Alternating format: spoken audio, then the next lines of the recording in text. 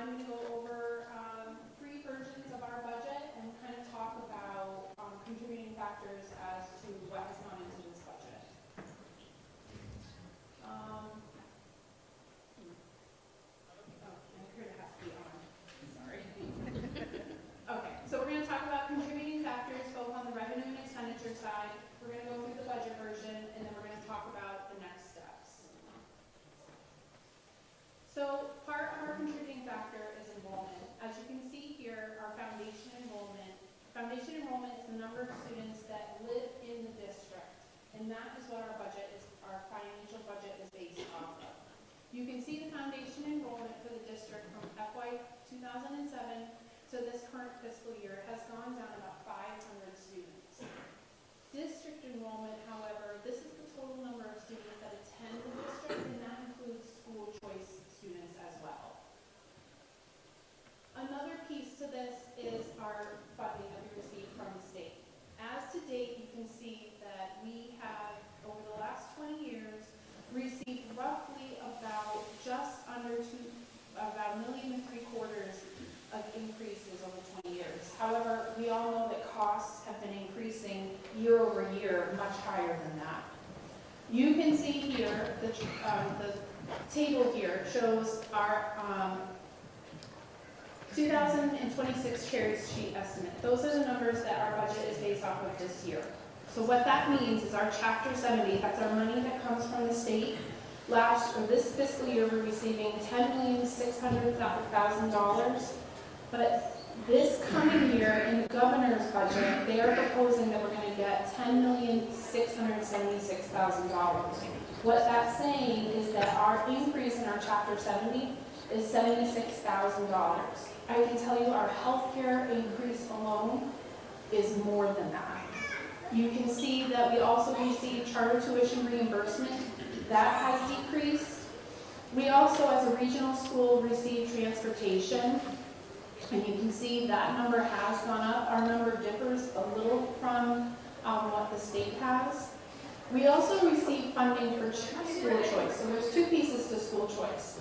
We receive revenues from the students that come into the district, and we also send money out, it's our Chapter 70 money, for the students that go out of district. We also, and you can see that in the second group where it says estimated charges. The school choice sending for this year is estimated at $653,000, and we also have to pay for students that are charter school as well. So it's a little hard to see, but you can see our net receipts are, our net receipts are roughly up $600,000, but the school choice sending tuition is an offset to our Chapter 70 funding. So what that means is we're saying we're going to receive $10,676,000, but that is going to be charged, our school choice sending tuition of $653 is going to be offset to that. It's a net number. So we're going to receive roughly a flat $10 million from the state.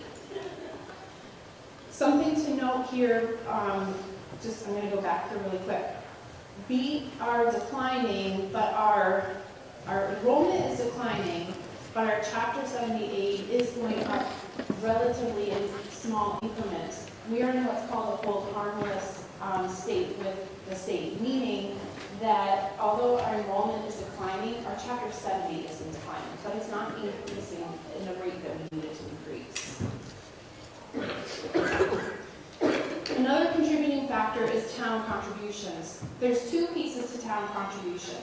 There's a required minimum contribution. It's a very complicated formula that the state calculates. But basically, this is what our towns are required to contribute to schools. Every town in the state has a certain number they have to contribute. They have to pay that amount by law, so they cannot not pay that amount. The other piece is the above required minimum contribution. This is the amount that the town is agreeing to pay, but it is above the minimum contribution. They do not have to pay that amount. And this also includes the assessment for transportation. So you can see in the first chart, the required minimum contribution It's in millions, but you can see over the last almost 10 years that it's gone from about $2.5 million to coming in this FY27 that, you know, West Brookfield is going to be over $4 million in a required contribution. West Brookfield's contribution went up $302,000, while Warren's went up $142,000. The above minimum contributions, you can see that the towns have been supporting the schools by, you know, giving an additional above that contribution. And you can see that this year, our total contribution above required is $1.3 million this year. Another contributing factor is flat or declining revenue. So as I just talked about Chapter 70, this group of revenues does not change in any version of our budget. So that's important to note that our Chapter 70 doesn't change, our transportation reimbursement doesn't change. You know, we have some Medicaid reimbursement, investment income, our E&D. In any version that we talk about today, none of those things change. So what ends up happening is that the above minimum is the catch-all to balance that budget for us. Another piece that contributes to our budget is our student services, our out-of-district placements in particular. This year alone, we had 3 students that were placed out of district. Some were move-ins. When a student goes out of district, we not only pay for transportation, but we also pay for tuition and transportation. Sometimes this can be over $125,000 per student. We do get funds as a district. Every school district receives circuit breaker funds, so we are able to offset some of that to the budget, but these costs can be unexpected at times. Another contributing factor is transportation. So when students go out of district, a lot of times we have to pay for transportation as well. And not only that, our transportation for regular ed students went up 5%. Our transportation reimbursement is budgeted at 85% this year. Last year, for this year, we budgeted a little bit higher, so we now have a little bit of a deficit in that revenue, which accounts for some of the issues that are here. Other contributing factors is health insurance. Industry-wide, I know everybody is feeling this and seeing it. I saw an article this morning that was talking about small business owners and having to make choices about health insurance. We have a rising healthcare cost and a lower reimbursement, which is creating a revenue gap. So hospitals have to make up for the loss of Medicaid and Medicare, and we as insurers in the private sector are typically the ones that make this up. We also have specialty medications. So those are the ones you see on TV. So what they're doing is we have a low script volume of those. However, they're the highest cost medicines in the market today. So that contributes to health insurance. GLP-1 class medications have been soaring in popularity. I can tell you almost all insurances are restricting coverage of that. And that has an impact on this as well. The rising claim usage and the coverage for inflation is what causes rate increases, and retirees are living longer, which increase costs as well. Other contributing factors, for example, we pay Worcester County Retirement, the increase is just under 10%, so that's roughly about $68,000. Like everybody, utilities are going up, oil, electricity, we have solar. Solar credits, we used to get quite a bit here. They've now, since we've passed that date, so now we're looking at options to how we can get more credits to reduce our electricity. Costs are just increasing in general. As we all know, we go grocery shopping and, paper goods, cleaning products, technology, hardware, and services, or just moving from paper to electronic processes. Salary increases, staff retirement buyback.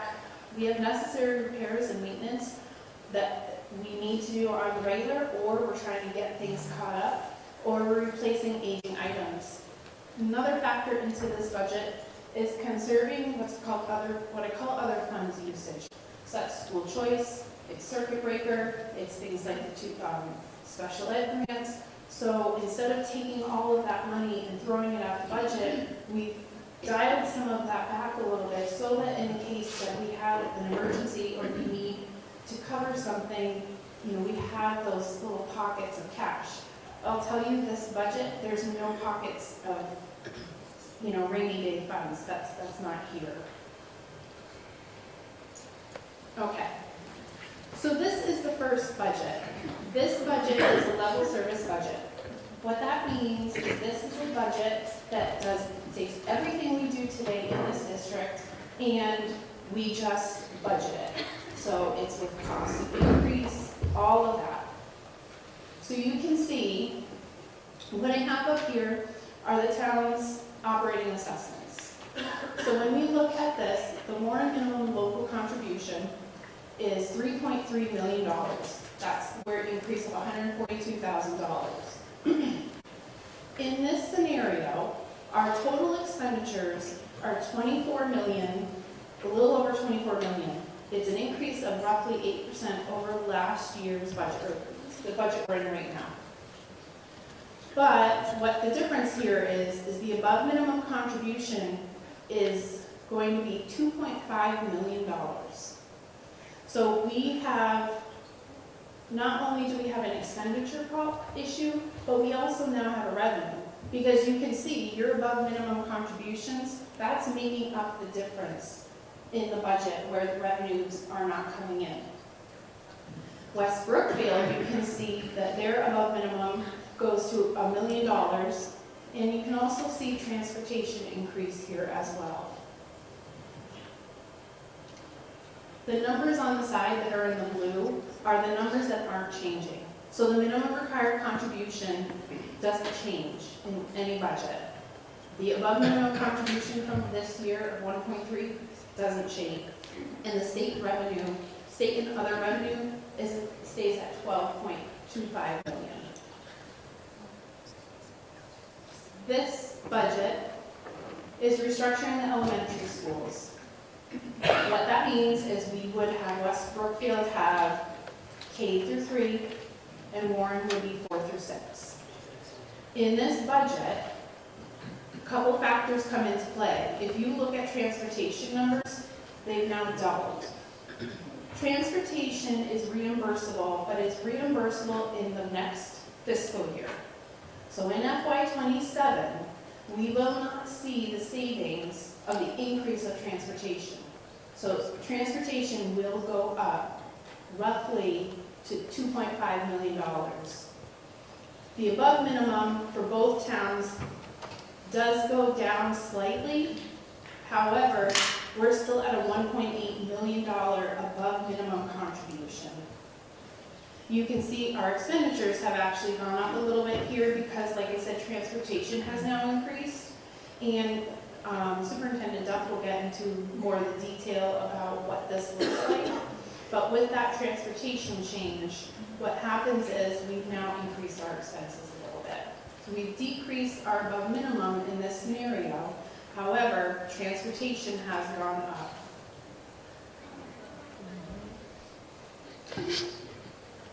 This budget is closing West Brookfield. This budget, you can see transportation expense has now come down. You can see the above minimum contributions have come down as well, but it is still an above minimum of $872,000. You can see that our expenditures have now significantly gone down, and we are roughly about $100,000 over what the budget is for this year.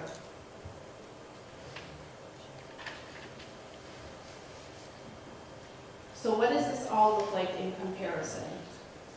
So I put together, the first column is the FY26 approved budget. That's the budget that we're in today. The second column is the level funded budget. You can see that the total above minimum contribution here is $2.5 million. You can see our expenses have gone up from 22.2 to $24 million. You can also see that increase in transportation here.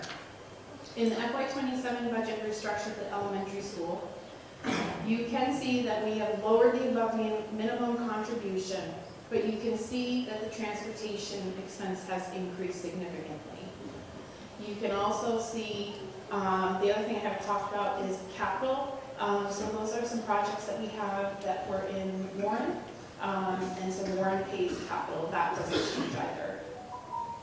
And then in the last one, it is FY27 budget of closing West Brookfield. You can see now that we significantly decreased the above minimum contributions for the towns, and transportation has gone down slightly. And you can see the expenses have gone down almost $2 million.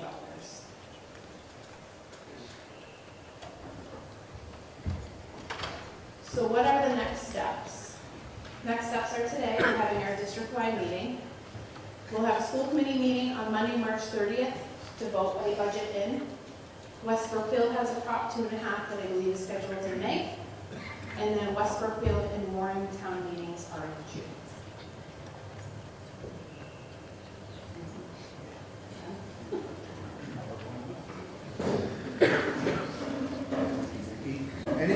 That's a lot of information. Those are a lot of numbers. Yeah. Yep. A lot of information, a lot of numbers. I am not a microphone guy, so if you need to use a microphone, please let me know. But I typically don't use the microphone. They tell Josh, yeah, you're loud enough. That's what Josh told me. So I'm going to talk a little bit about where we're at, what this looks like, what types of impacts does it have. And first and foremost, I want to thank, obviously, the school committee. I can tell you that we've been meeting once or twice a month for the last 3 months. Quite frequently have a couple dinners together now because we're here so long. But for people who don't dedicate their time, this is a non-paying position that they're elected to do, and they're elected to represent the towns and our schools. So for each of the school committee members that are here tonight, I can't thank you enough for the support that you give to our students, and your jobs are very difficult. I want to thank the town representatives from West Brookfield and the town representatives from Warren. I know they're in the house as well. They come to some of our meetings, so it's usually, it's helpful to get input. If you have noticed over the last 3 years, for those of you who have attended school committee meetings, I can tell you 6 years ago when I walked into a town meeting, it was the school against the fire, against the police, against the town hall, the library service. It was always the school that was on the opposite side fighting for every penny. We have developed a positive relationship with each of our towns. In the last 3 years, we've gotten more money from our towns at above minimum contribution, thanks to the voters, but above minimum contribution than we have ever received before. And when we come into town meetings, there has not been one question, and I know some of the Finance Advisory Select Board look at me like, wow, I can't believe there wasn't a question. And I think it's because of the level of transparency and collaboration that we have developed over the last couple of years with our town representatives. So I want to thank them for that as well. So welcome to our QRSD School Committee Information Meeting. Oh, Nikki, can you, sorry, I can get that. My gosh, what do I do? Just push a button. All right. All right, we're good. So our process. I know that Nikki and Greg talked a little bit about it. The school committee has been working diligently on this process since November.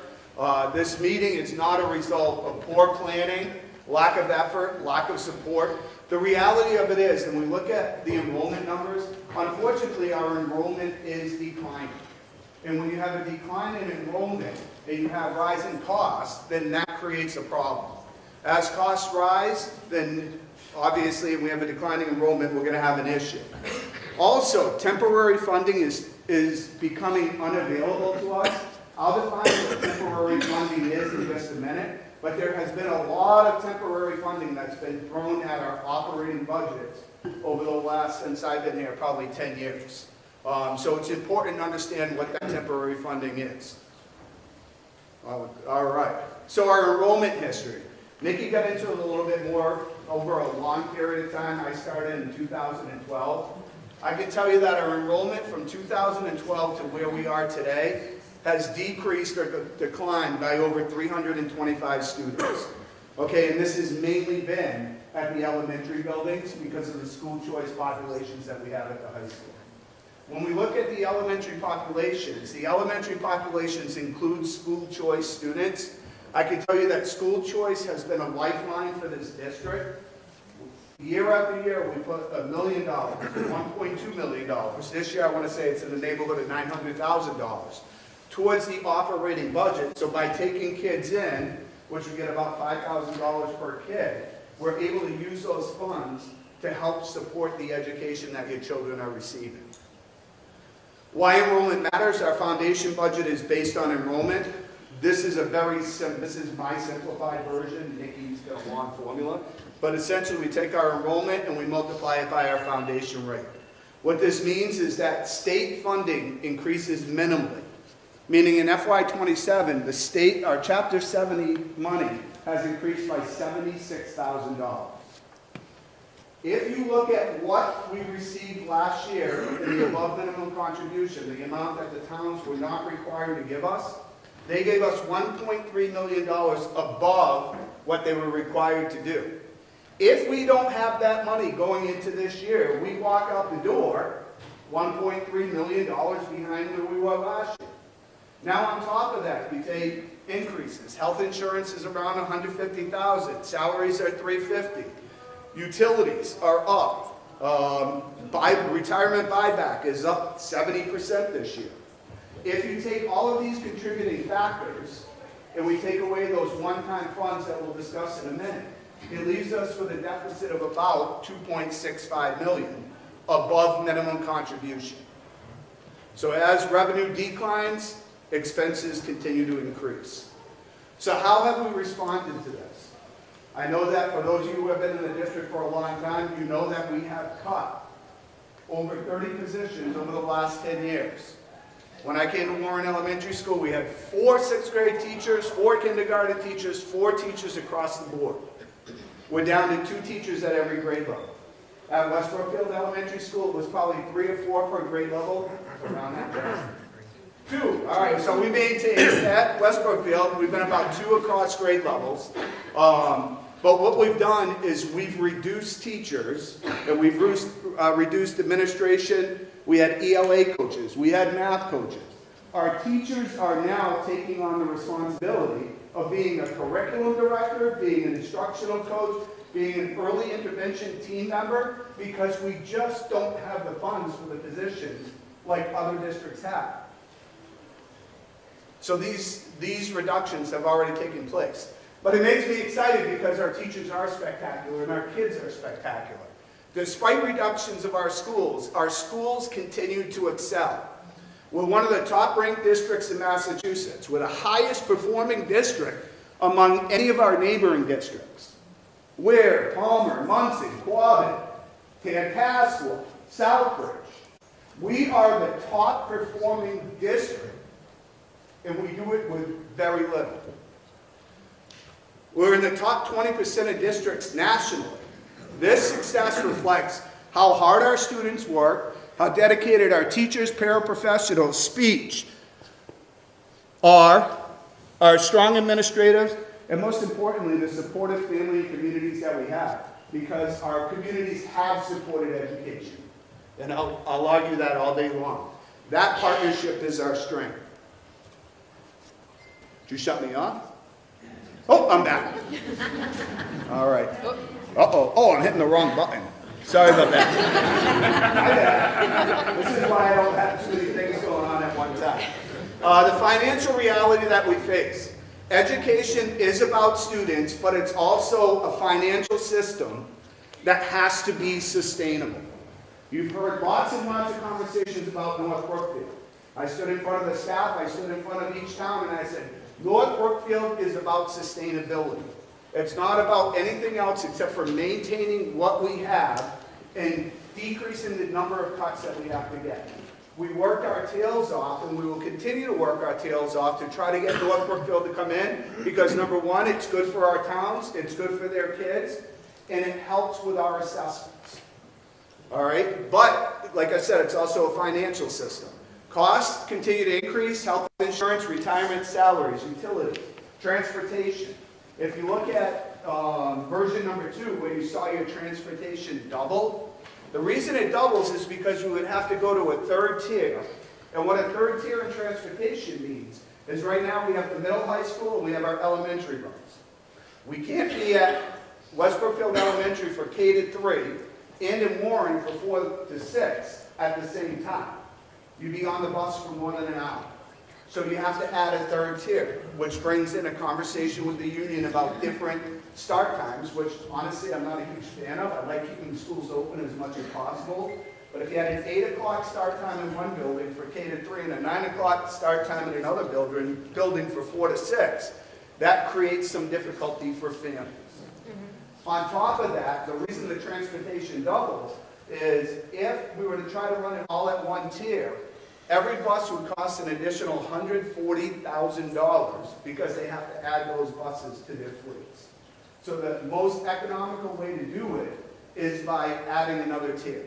The problem with adding another tier, and Nikki touched base on it, is when you add additional transportation to your current FY27 budget, you don't realize the savings on that until FY28. So that cost for transportation gets passed directly to the towns and the taxpayers in the year that we're actually living in, which is the FY27 year. Special education, I know Nikki touched base on that. Special education services, we had a few students that moved into our district. If a student moves into our district with an out-of-district placement, and what an out-of-district placement means is that the student, we can't provide the educational services within our school system that they require to be placed in a specialized school. We had 3 students that moved in. On average, it's $100,000 per tuition per student. That's $300,000. If you're lucky, it's $50,000 for transportation per student. There's another $150,000. 3 students move in, tuition, transportation, $450,000 that the district has to pay for those students to go out of district. Now we do get circuit breaker. Where's my friend Dr. Esposito? Oh, there you are. Circuit breaker reimbursement. What is circuit breaker reimbursement rate right now? For return, 75%, but 4 times the per pupil. Could you break that down into my terminology, like a little more basic? So you have a certain amount that the state will give you for each student. You have to spend 4 times that in district, and anything above, the state will reimburse you 75%. So you are essentially only getting 75% on top of what you're obligated to spend for the district. Yeah, so normally anything over $50,000, so something $75,000, for the first $50,000, it's the responsibility of the district. And then that additional, I'm simplifying, the additional $25,000, you get 75 cents? 75 cents. 75 cents on the dollar back. The reason I say that is circuit breaker is very much like transportation. When you send a student out of district, you don't get that circuit breaker funding until the following year. So that's how it gets complicated. So when a student moves into our district and we place a student out of district because we can't service them, that cost comes directly out of the operating budget. Dr. Esposito has been instrumental, as have our staff, in starting programs. We're able to service our students that typically we would send out of district 3 or 4 or 5 years ago. We have those students staying in our district, which I would argue is best for our kids because kids belong in their school communities. So Dr. Esposito, shout out to you on that, and to our staff for doing a great job. The problem is the revenue from the state has not kept pace. You look at $76,000. I'm going to tell you it's a drop in the bucket compared to what our increases are. It's not right. So one-time funds have been used to stabilize the budget. You'll hear about ESSER funding, you'll hear about ARPA funding, you'll hear about COVID funding, you'll hear about school choice revenue and free cash. I'll argue there's nothing free about cash, right? Free cash is like E&D, which is excess and deficiencies. It's your revenues minus your expenses and what you carry into the next year. Our towns, and particularly in West Brookfield, and Warren has done a lot with their free cash. Our town in West Brookfield has been standing up at town meeting for the last 5 years saying, this is a dangerous road to go down, because when you use your savings account to pay your bills, when it comes time to pay your bills again, you don't have the revenue coming in, and you don't have the savings there, then you run into a really big problem. Right now, I think that as our conversations have happened, I think that we are having a free cash problem right now in West Brookfield, which is unfortunate. But I think that they've done a pretty good job over the years articulating that one day we may end up here, and unfortunately, we might be here at this point. So these funds are like a savings account. Once the savings are used, they no longer exist. So it's hard to use the money that you don't have in the bank to offset your operating budget if the money's not there. If the revenue that you're bringing in from your tax rates isn't enough to cover your bills and you don't have money in the bank, then you have some really, really difficult conversations to have. I know that's our chief had one over there. He has to cut budgets. The school has to cut budgets. Fire has to cut budgets. It's not easy on anybody, but it's a reality, unfortunately. So required minimum local contribution, Nikki said it's essentially the town's ability to pay. West Brookfield makes up 40% of Quaboag. Warren makes up 60% of Quaboag. West Brookfield pays about $1 million more than Warren does to educate our students in our district because West Brookfield's ability to pay, looking at median incomes and things like that, is greater than Warren's ability to pay. So when you have an increase of $302,000 and Warren only has an increase of $146,000, it's based upon the town's ability to pay. The problem is, and when we're having conversations with Town Administrator Kofsky, when we were looking at it, your required contribution this year, minimum contribution, went up by $302,000. That's a huge chunk of change. In addition, the transportation increase is approximately $200,000, so your total increase is $502,000. I rounded it to $500 just to keep it even. All right, the budget gap, when we were talking at our initial budget meetings with the town of West Brookfield, it was said that there was a 5% increase as reported at our initial meeting. In this case, if you take last year's assessment and you multiply that by 5%, you get $232,000. If your minimum local contribution goes up by $302,000, regardless of that 5% that you've already budgeted, we're already over budget by the difference of $232 and $302. The local required contribution plus transportation, we need to get our kids back and forth to school, is $500,000. If you take the budgeted $232 and you look at the difference between transportation and the local contribution, there's a difference of a shortfall of $268,000. That's just to get to the minimum required contribution, nothing on top of it, which makes it very difficult, especially, when we're looking at a level service budget, don't cut anybody. We're at $2.65 million. We're worried about getting to local minimum contribution, which makes these decisions even more difficult. So the community support has been extraordinary. Our towns have you have consistently prioritized the education for our kids in our town. That's why when I got the news that we were number 10 in Worcester County, and I think that half the school committee heard me get out of my car and went, yeah, number 10, because I was so excited for our kids and for our staff. That's because you guys have made this a priority. Warren and West Brookfield last year contributed $1.3 million above minimum contribution. West Brookfield was $530,000 above minimum contribution. Warren was $780,000 above minimum contribution.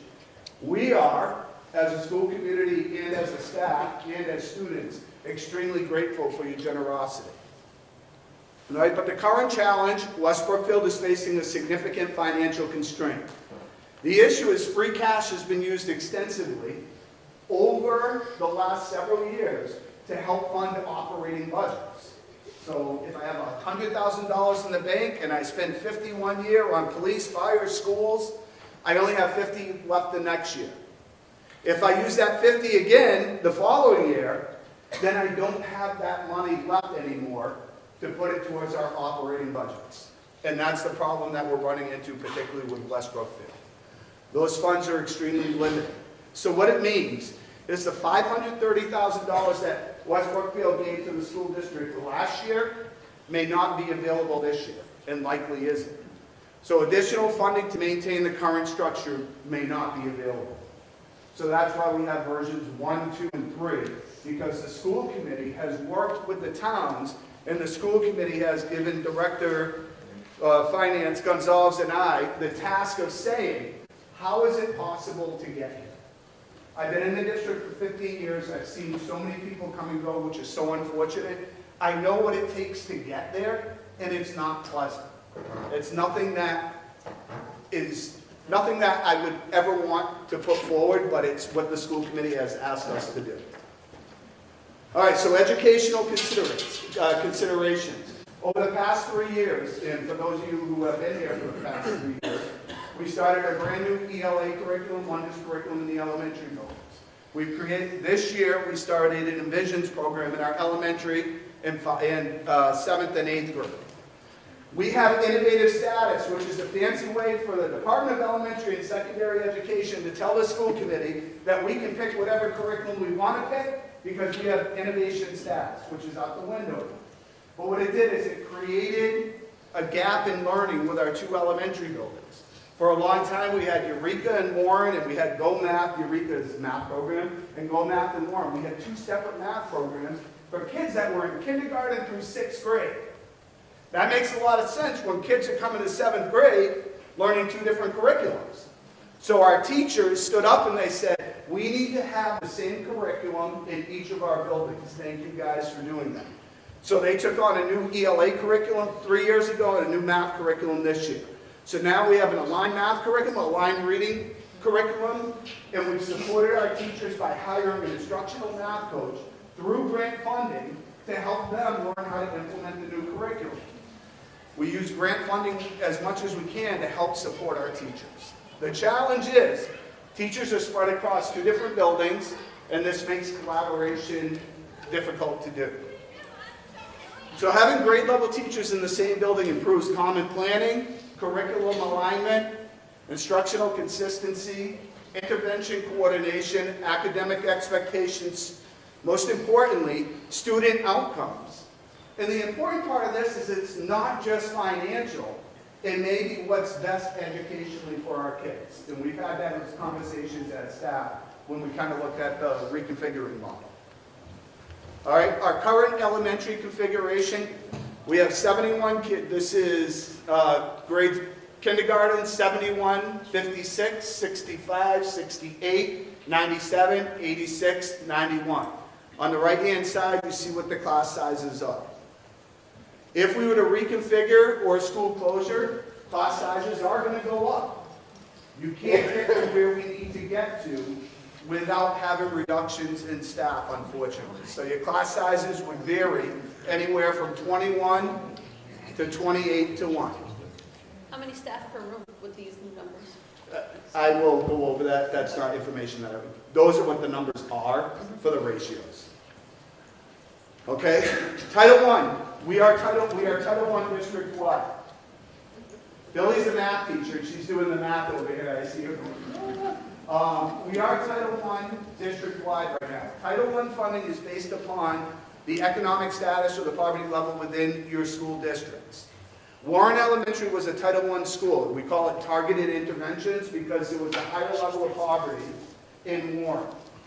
Next year's number for Title I is in the neighborhood of $297,000, which I'm going to round up to $300,000 for you, Director Finance Gonzalez.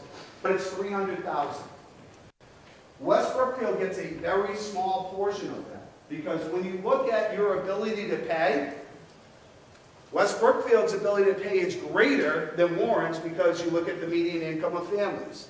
So a majority of Title I funds right now go to Warren Elementary and then it trickles up to Quaboag because Quaboag has students from both kids, and at the end of the day, all the Warren kids and all the West Brookfield kids end up at Quaboag. If we restructure, and this is where Title I funding really comes into play, we would go back to a targeted school, which means all the money would go to one elementary school. With all the money going to that one elementary school, It would allow us to add some additional staffing for intervention blocks. I'm sure you've all heard the WIN block, What I Need Now block. Those are run by interventions. You can have more targeted support and more student services put into place through Title I funding. That's the upside of closing, of making one school where you can use all the funds in that school. Educational benefits of reconfiguring or closing. The benefits are you have better student groupings, you have more effective interventions, stronger teacher collaboration, improved curriculum consistency, greater access to instructional coaching, and more efficient use of staff. When I would argue if you have kids that do dance, theater, sports, that they get to be together a little bit more, regardless of where it's at, but I think that's an important component that we have to factor into it. All right, our responsibility as leaders, we want to protect educational quality. That's our number one goal at all times. The last thing we want to do is put our kids in a situation that isn't advantageous to them. We want to maintain fiscal responsibility. We want to work with our towns so that whatever it is that we decide to do is sustainable, so that we're not back here in 2 years saying, okay, well, we put a Band-Aid on it because we've been putting Band-Aids on things by using free cash for a very long period of time. We can't continue to put Band-Aids on things because we always end up with very difficult decisions at the end. Plan for long-term sustainability. We want to support our students and staff, and we want to respect our taxpayers and your assessments. We need to work on this together as a community, and those are choices that you kind of have to make. So the decision ahead, your possible options, we can reconfigure schools, K-3. There's a huge transportation cost to that, some stuff that we have to go through with the union, and then working out some logistics. We can close a school. We can maintain the current structure with significant reductions. So I can tell you the reductions that we made to get to 1.7 million above minimum contribution aren't good reductions. There's no such thing as a good reduction, but if we maintain the current structure, we're going to have some very, very serious things that are going to impact some of our core classes, unfortunately. We just don't have a choice. That's the hard part. I can tell you that there's no perfect solution. I think that we have to come up with a solution, or the school committee has to come up with a solution that's going to give our students the opportunity to continue being as successful as they have been, while trying to support everybody. So our commitment will always put students first. I think you know that. We'll support our staffs. We will work collaboratively as school committee and superintendent and finance director and all the administrators. We're going to work collaboratively with our towns because, as we've seen in the last 3 years, collaboration is huge. Nobody wants to be where we are tonight. I can promise you that. I can promise you that West Brookfield town officials and the Warren town officials don't want to be in this position, but here we are. We're going to communicate transparently. We have nothing to hide. This is really where we're at. And last but not least, we're going to make responsible decisions that are both educationally and financially sound. Are you hoping that I hit the wrong button? Oh, that's it. So that was a lot. We're going to open it up to questions. Well, Chairman of the School Committee, Morse, it's yours now. Thank you very much, Mr. McDuff and Ms. Halls, for that very educational presentation, a lot of information, answer some questions, and we'll have some additional questions or perhaps some feedback. We're going to enter into the public hearing period. I just asked so we be respectful of everybody having an opportunity to speak. If you have another question or comments, 2 to 3 minutes. You can step up to the center of the mic, just introduce yourself, speaking which town you're from, and Mr. Schreiber will do your speakers. Any questions for Mr. Duff or Ms. Halls? Yeah. Go ahead.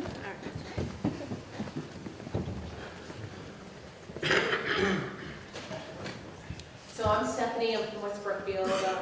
I've had 2 children in West Brookfield. My question is, what happens to all the local teachers if we have to close West Brookfield? That's my question. Thank you. I'm sorry, can you repeat I don't know what it was. Steph, what was the question? What happens to all the wonderful teachers if we have to close the school? Yeah. So the question is, what happens to all the wonderful teachers? There is a process that we follow. That doesn't mean that all the wonderful teachers in West Brookfield are no longer the wonderful teachers that will be part of our district. The important part is there are going to be many teachers from West Brookfield, if we close the school, that are going to continue to educate your students. There is a process that we do have to follow. Is it going to require cuts? I am going to tell you, it is going to require cuts. You don't get to where we are without having cuts. On the flip side of that, I can tell you that the class sizes will be within, you guys saw it on the board, once again, complete transparency, within exceptional range. We're not going over 30 in classrooms. I think the highest one was 28, and there might have been one in a classroom. But all the wonderful teachers will not all be gone. We have, the best part about this district is we are like a family, because I tell you, over 50% of the people that work at Quaboag either went to school at Quaboag or live in our community. So we take very good care of our people, but unfortunately there will be some tough decisions. Yeah, and I agree with you, Steph. It's the worst part of the job. It sucks. It does. It does suck. Hi. Hi. My name's Nicole. I have 2 kids in the district. What if we go with option 3? How are we going to fit all these kids in Warren? Yeah. I mean, Yeah. I understand that we have a little bit of room right now, but we don't have enough to house. I have a son who was in a classroom that had 30 kids, and it was rough. It was rough on the teachers. They had to use doorbells to make it quiet, and that was 6th grade. I can't imagine that in 5th grade or 4th grade. So really cramming them all into one school, is that even an option? Are we going to shift grades? Is 6th grade going to go up to the middle school? So I'll answer that question. 6th grade would not move up to the middle school at this point. I can tell you when I started at Warren Elementary School, we had, this is one of the most important things that you hear. When I started principal at Warren Elementary School, we had 515 students in Warren Elementary School. Between our 2 elementary schools right now, we have 470 kids. Is that the numbers on the screen said? Because I thought it was equaling. No, the total was 400 and 470. We have less kids now, district-wide, than we did at Warren Elementary School back in 2014. Can they fit? They can fit. Right now we have 28 classrooms at Warren Elementary. We have 22 or somewhere like that. So we've looked at all the maps. It does fit, and there is room for all the students and all the specials and the special ed teachers. I don't know. Your 4th grade ratio said 19 to 1. My son's classroom right now, I'm pretty sure it has either 21 or 22, and I think all of them so. So if once again, I want to be very careful about this. In some grade levels, for example, there are a certain number of students that we can put in a grade level, and if it's projected, I'm going to just use the projection. We're looking at 32 kids in a grade level. That means a 16 to 1 ratio. If those 32 don't show up and I have 26 kids in a grade level, it becomes a 13 to 1 ratio. So when you look at combining grades, you can have a very low amount in one school and a moderate amount in another, and it still keeps that teacher to staff ratio down. It's really a piece about the numbers and the way that the numbers add up. It's not terrific, but in some ways, putting the teachers together is a positive way to do it. So yes, your grade level, your numbers can go down even though you combine these things. That happens in one of those grade levels. Hi, I'm Angela here, the administrative assistant at Brookfield Elementary. I've been there for about 22 years now. And, like Steve said, we've done this year after year. There's been all the warnings of the schools shutting down. We've talked about this many times. West Brookfield Elementary right now has 249 students. Warren, I think, has 285.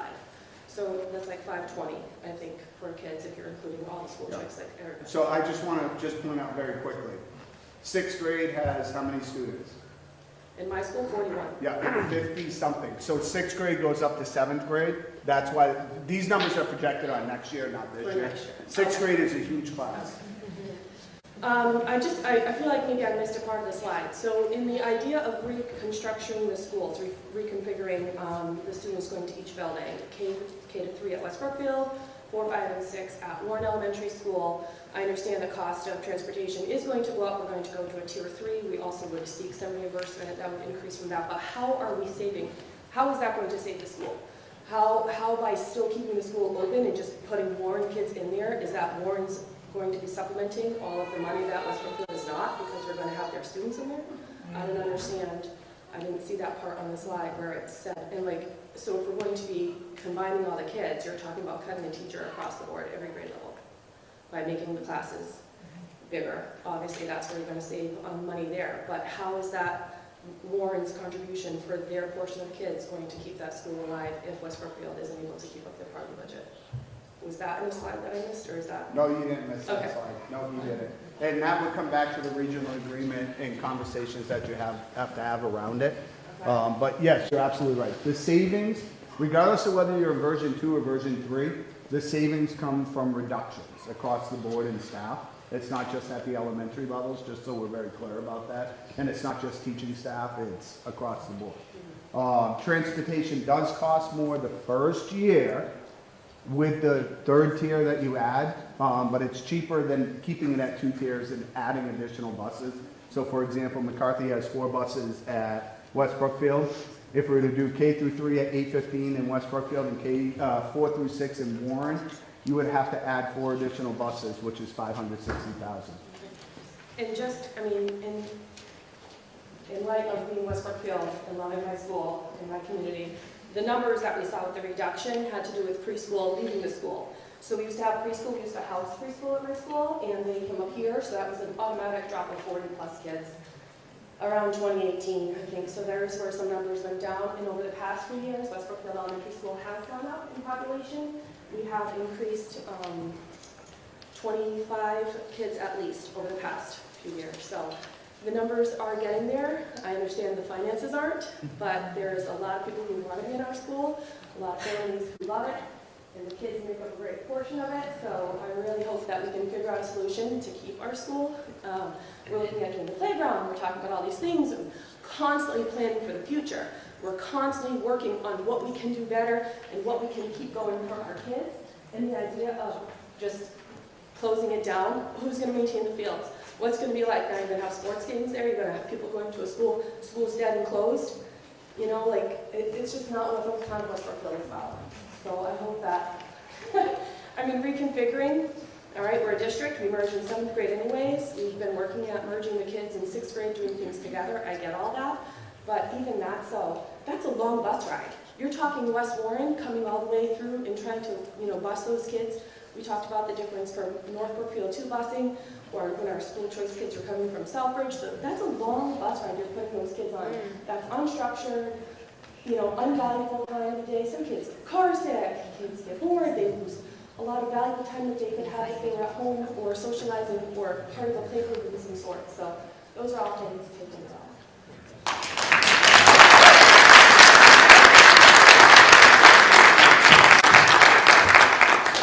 Hi, I'm Katie Egan. I work at WCES and I'm also a parent of a 4th grader. I have a couple of equity issues to bring up. I wonder if we're going to send our youngest students to West Brookfield in the combined option 2 there. We already have families struggling with transportation issues.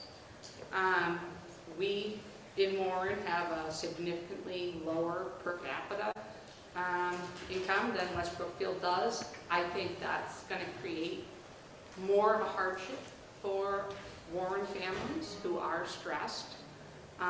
If we have everybody come together at the elementary school, K through 6, and in that building, I hear you, Steve, when you say it used to be much bigger.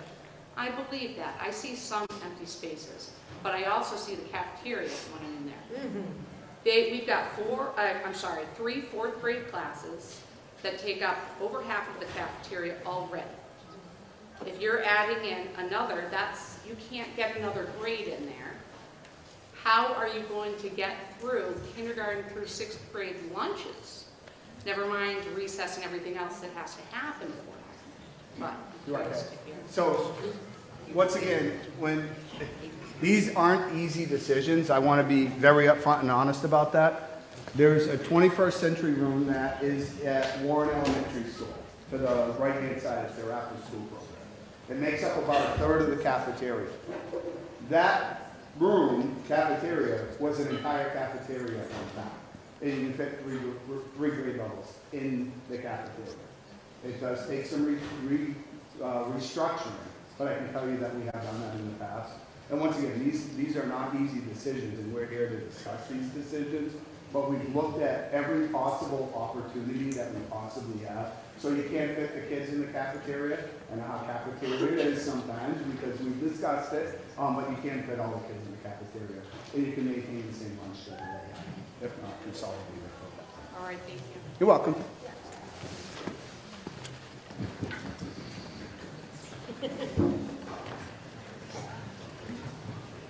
Heather Goff. I have 3 children in the district, 2 at West Brookfield Elementary School and 1 at the middle high school. I remember a few years ago when this was brought up that somebody had made a comment, and I hope somebody can clarify, that in the regional agreement, it said something on the lines of West Brookfield shall have an elementary school in the town they reside in, and vice versa for Warren. So I'm just looking for someone to comment or clarify on that.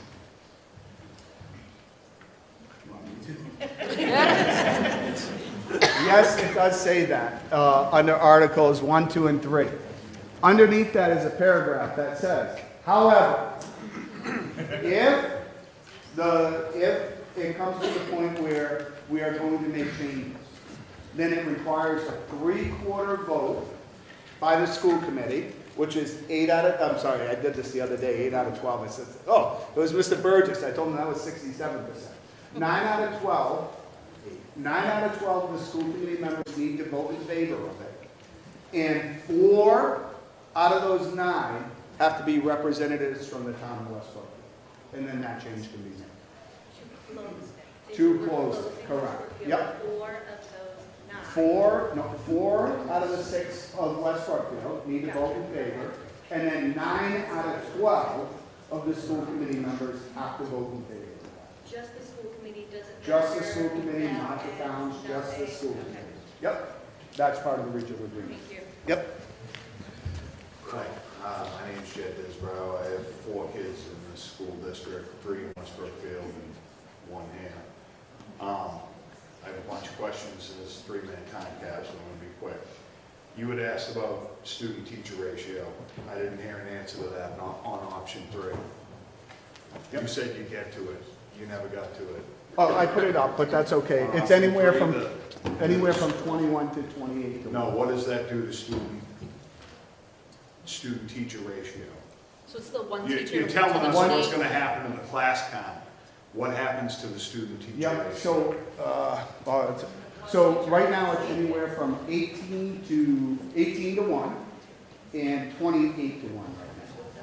In a reconfiguring or a closing the school, it would be a 21 to 1 to a 28 to 1. Okay, Those are the ratios, those are rough. all right. I bought a house in West Brookfield about 4 years ago, 3 doors down from West Brookfield Elementary, so I can walk my kids to school.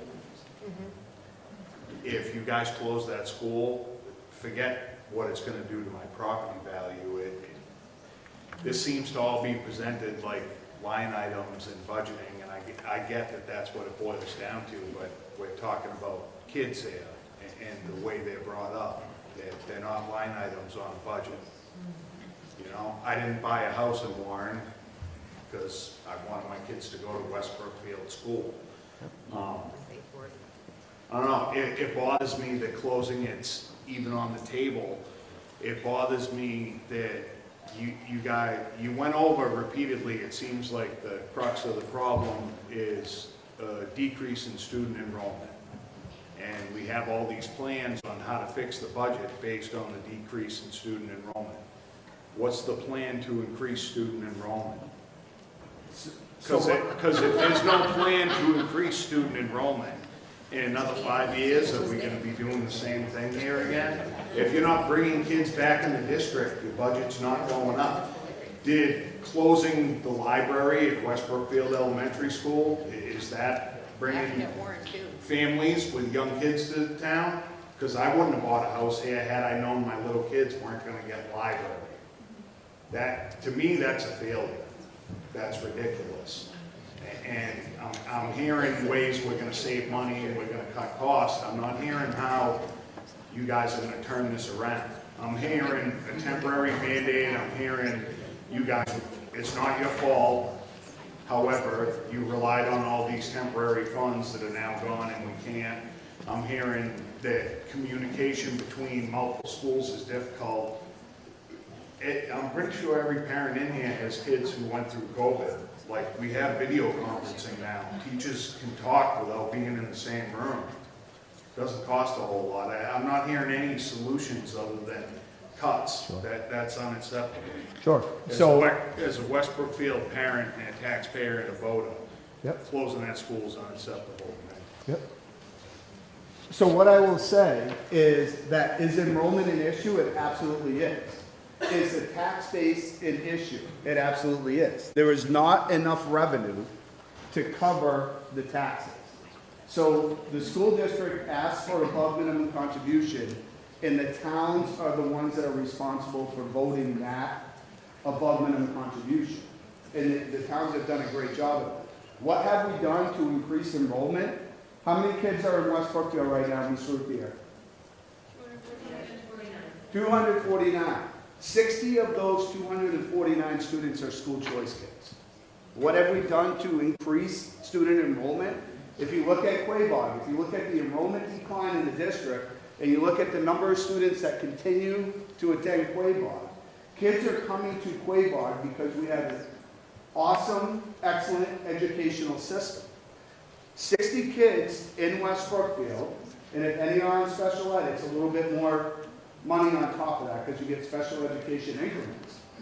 The district has actively gone out, sought, posted for, accepted 60 kids into West Brookfield that has brought in $300,000 of revenue that is used to offset this.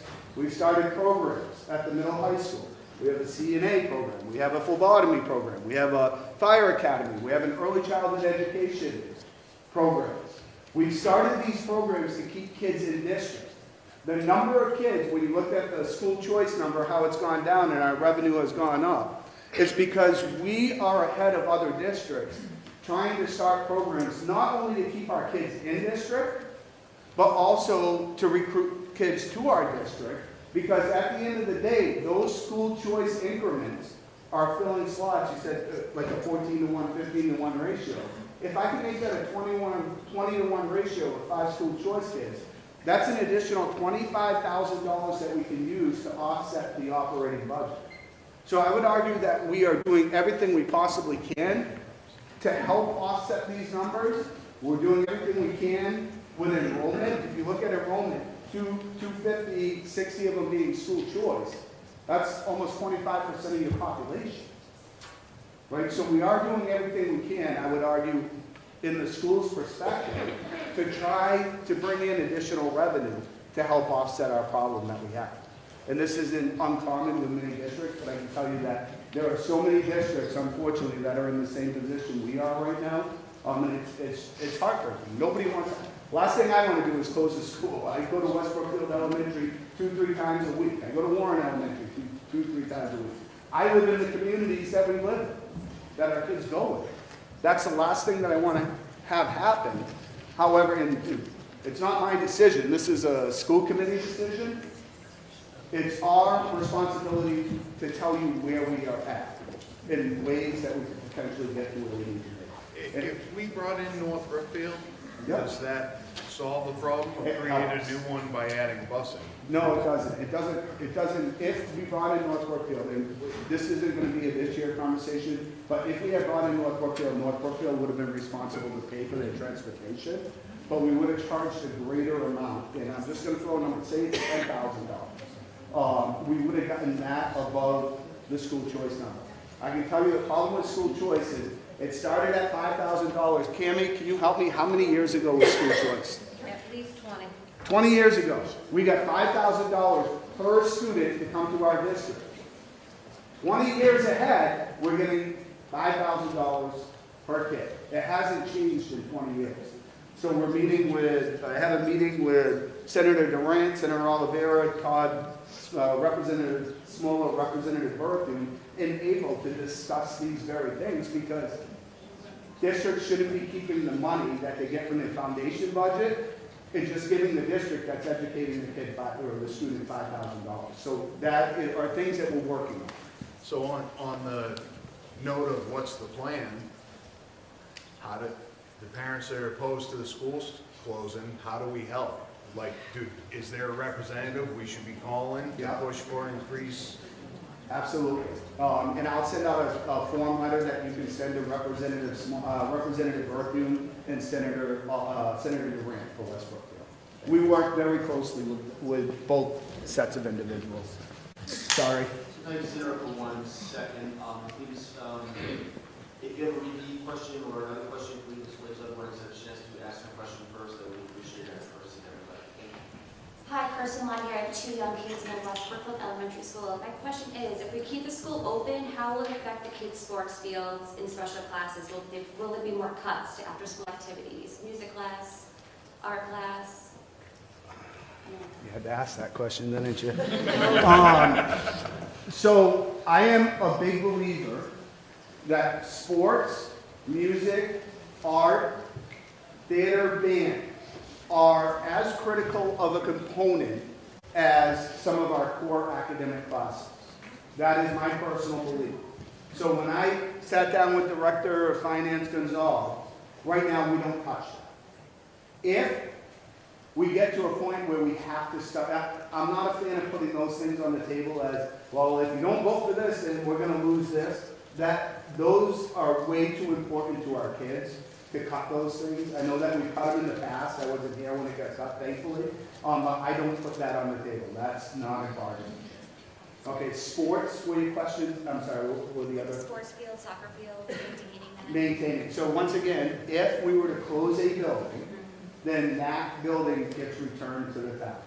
But I think that, I know, once again, I know a lot of the players that are in here that participate in the sports and the soccer and the baseball. We're still a community, regardless of where we are. I think those things are something that we have to work with the town to make sure that goes well. We wouldn't want, like I said, last thing we want to do is close the school. We don't want to take away from those opportunities for our kids. Hi, my name is Craig.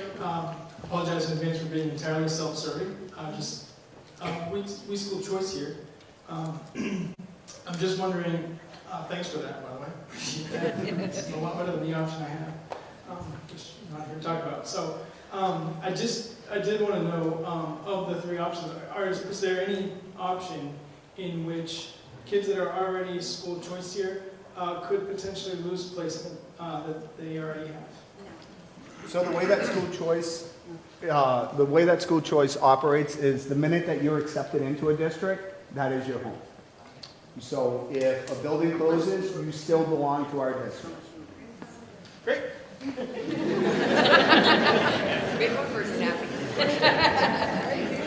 I'm Madeline Smola. I'm from Warren Elementary. Both my kids went through the system and graduated from Quaboag. I also am an administrator here at Quaboag. And we've said many things, many slides, and a couple of things that were said, I just want to put them next to each other, to repeat them so they're next to each other. So one thing that I do is I do the school attending children report every year, and that's the report to the state that's based on our student information management system. So it's numbers that they have, but they want them put together in a specific report, and that goes in the security portal.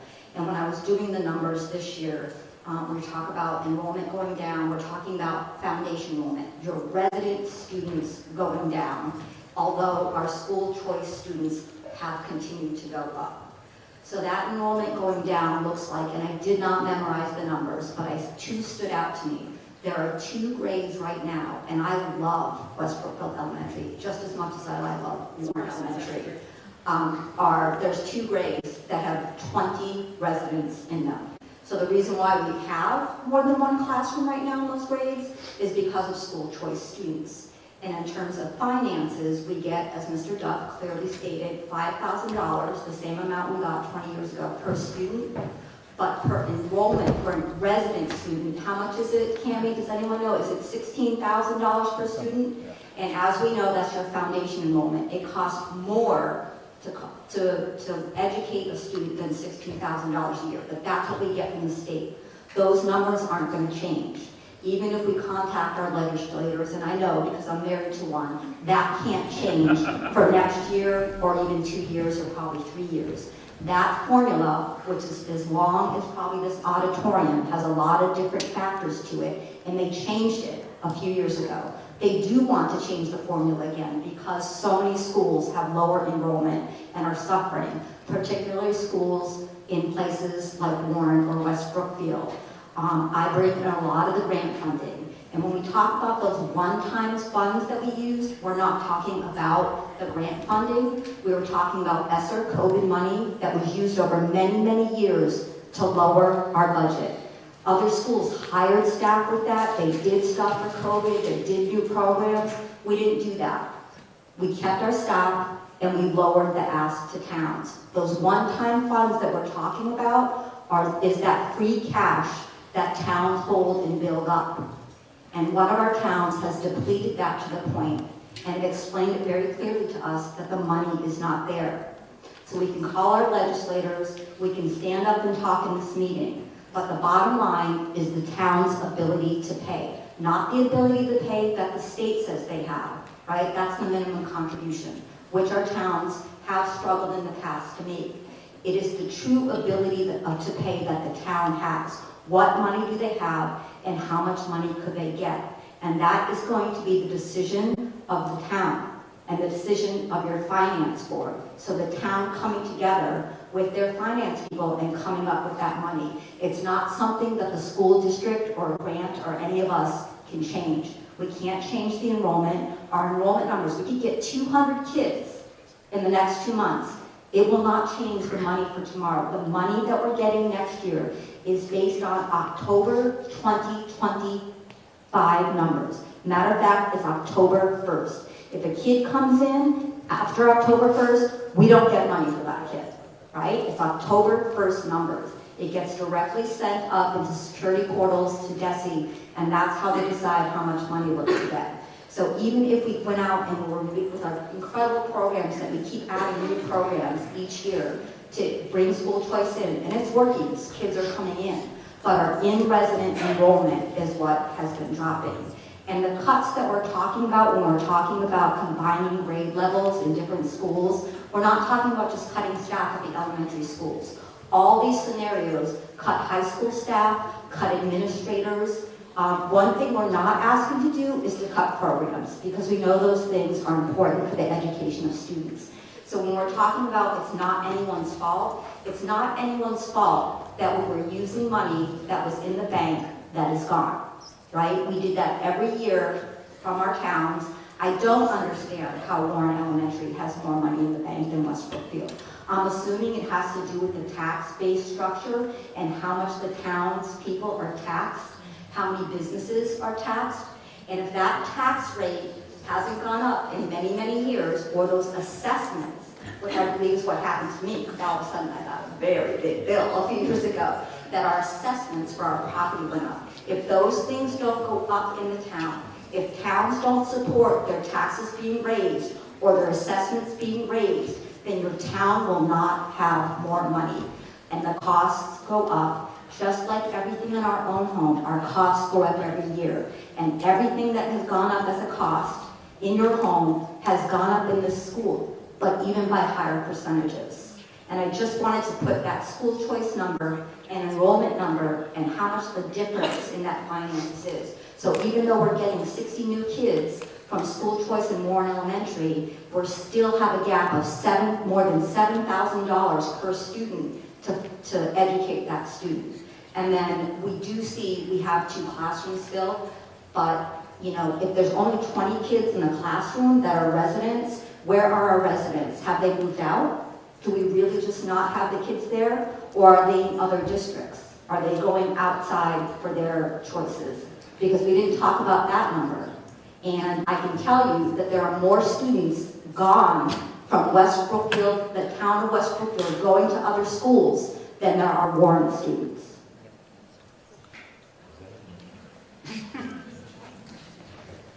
Angela with you again, West Brookfield Elementary School. So I just wanted to mention, have you guys looked at and thought about the potential loss of school choice families and parents and students coming to the district, and for those students, families who are coming from out of town, from Ware or Southbridge or North Brookfield, and they're going to have siblings, like they're already coming out of town and providing their own transportation.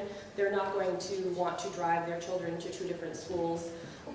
You know, have we looked at what those reduction in numbers are going to be? I know it's not a lot of money that we're going to lose because there's only 5,000 a kid, but those numbers, I mean, I'm talking to someone in the audience right now who's like, well, my 2 grandkids aren't going to come, one in one school and one in another, they're coming from out of town. I know that same scenario can happen with a lot of families. So yeah, I talked about that. Unfortunately, we don't know what that looks like, and quite honestly, more and less of the students potentially finish school choice out as well. So it's something that we're definitely mindful of and know, and are trying to understand what that looks like. Yeah. This is an evolving situation, obviously, so we've done 3 different presentations, and each one has been a little bit different. We are constantly going through this, going through it, understanding where can we have, what can we do a little different here, or whatever, school choice or improvements and that. Yeah, and I also know, I mean, our West Brookfield is very close to Brookfield with Willowbrook Academy, Montessori school that's right in Brookfield. You know, it's a great little school for people who, you know, want to utilize that type of program.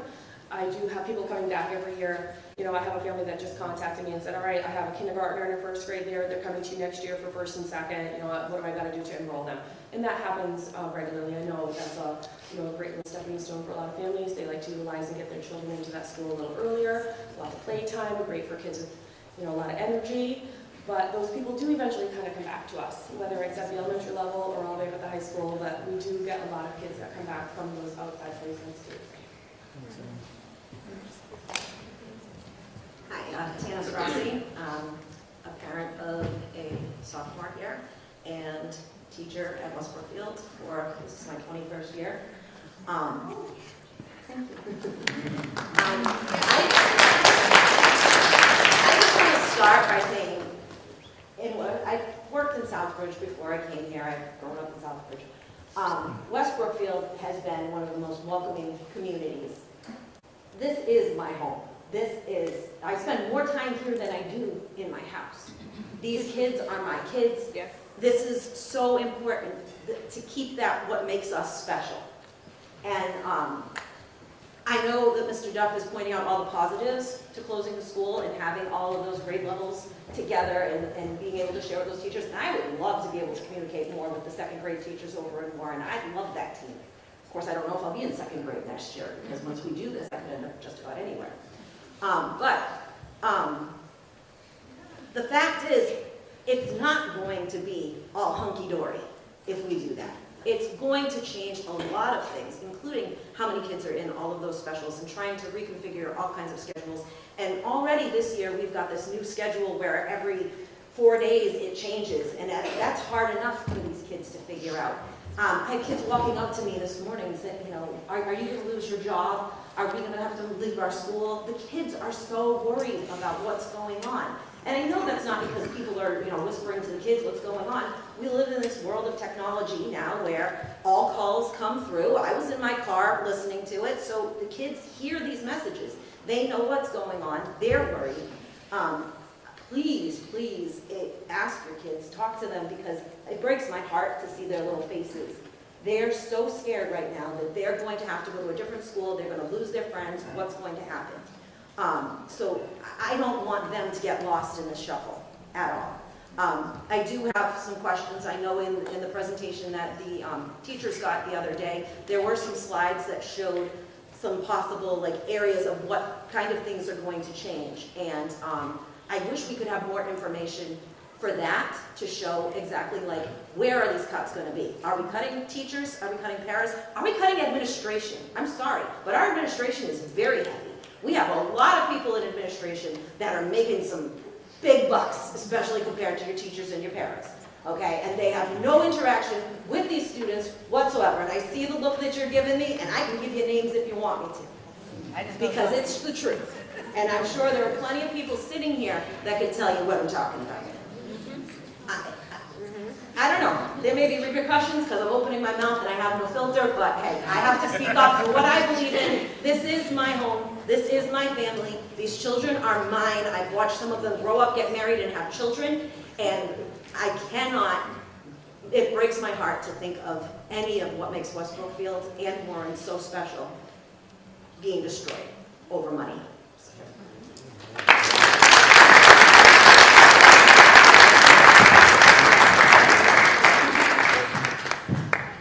Jessica Price, parent of 3 kids, one in Quaboag and 2 at West Brookfield. My question is, it looks pretty clear from the numbers that West Brookfield needs the 2.5% override. But is there a chance that we pass that and it's still not enough money to keep the schools open? Yes.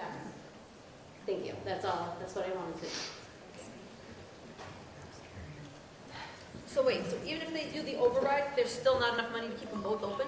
So what I would, They're planning to use the override for that. we do have a member of the select board and advisory board here that can answer that question. Can everybody hear me okay? So I'm Cammie Lamaduck. I'm one of the select board members in West Brookfield. And previously to that, I was the finance director here at the school district. So it's all familiar to me. I've also been on the advisory committee. The select board voted to put the Proposition 2.5 ballot up at our May election.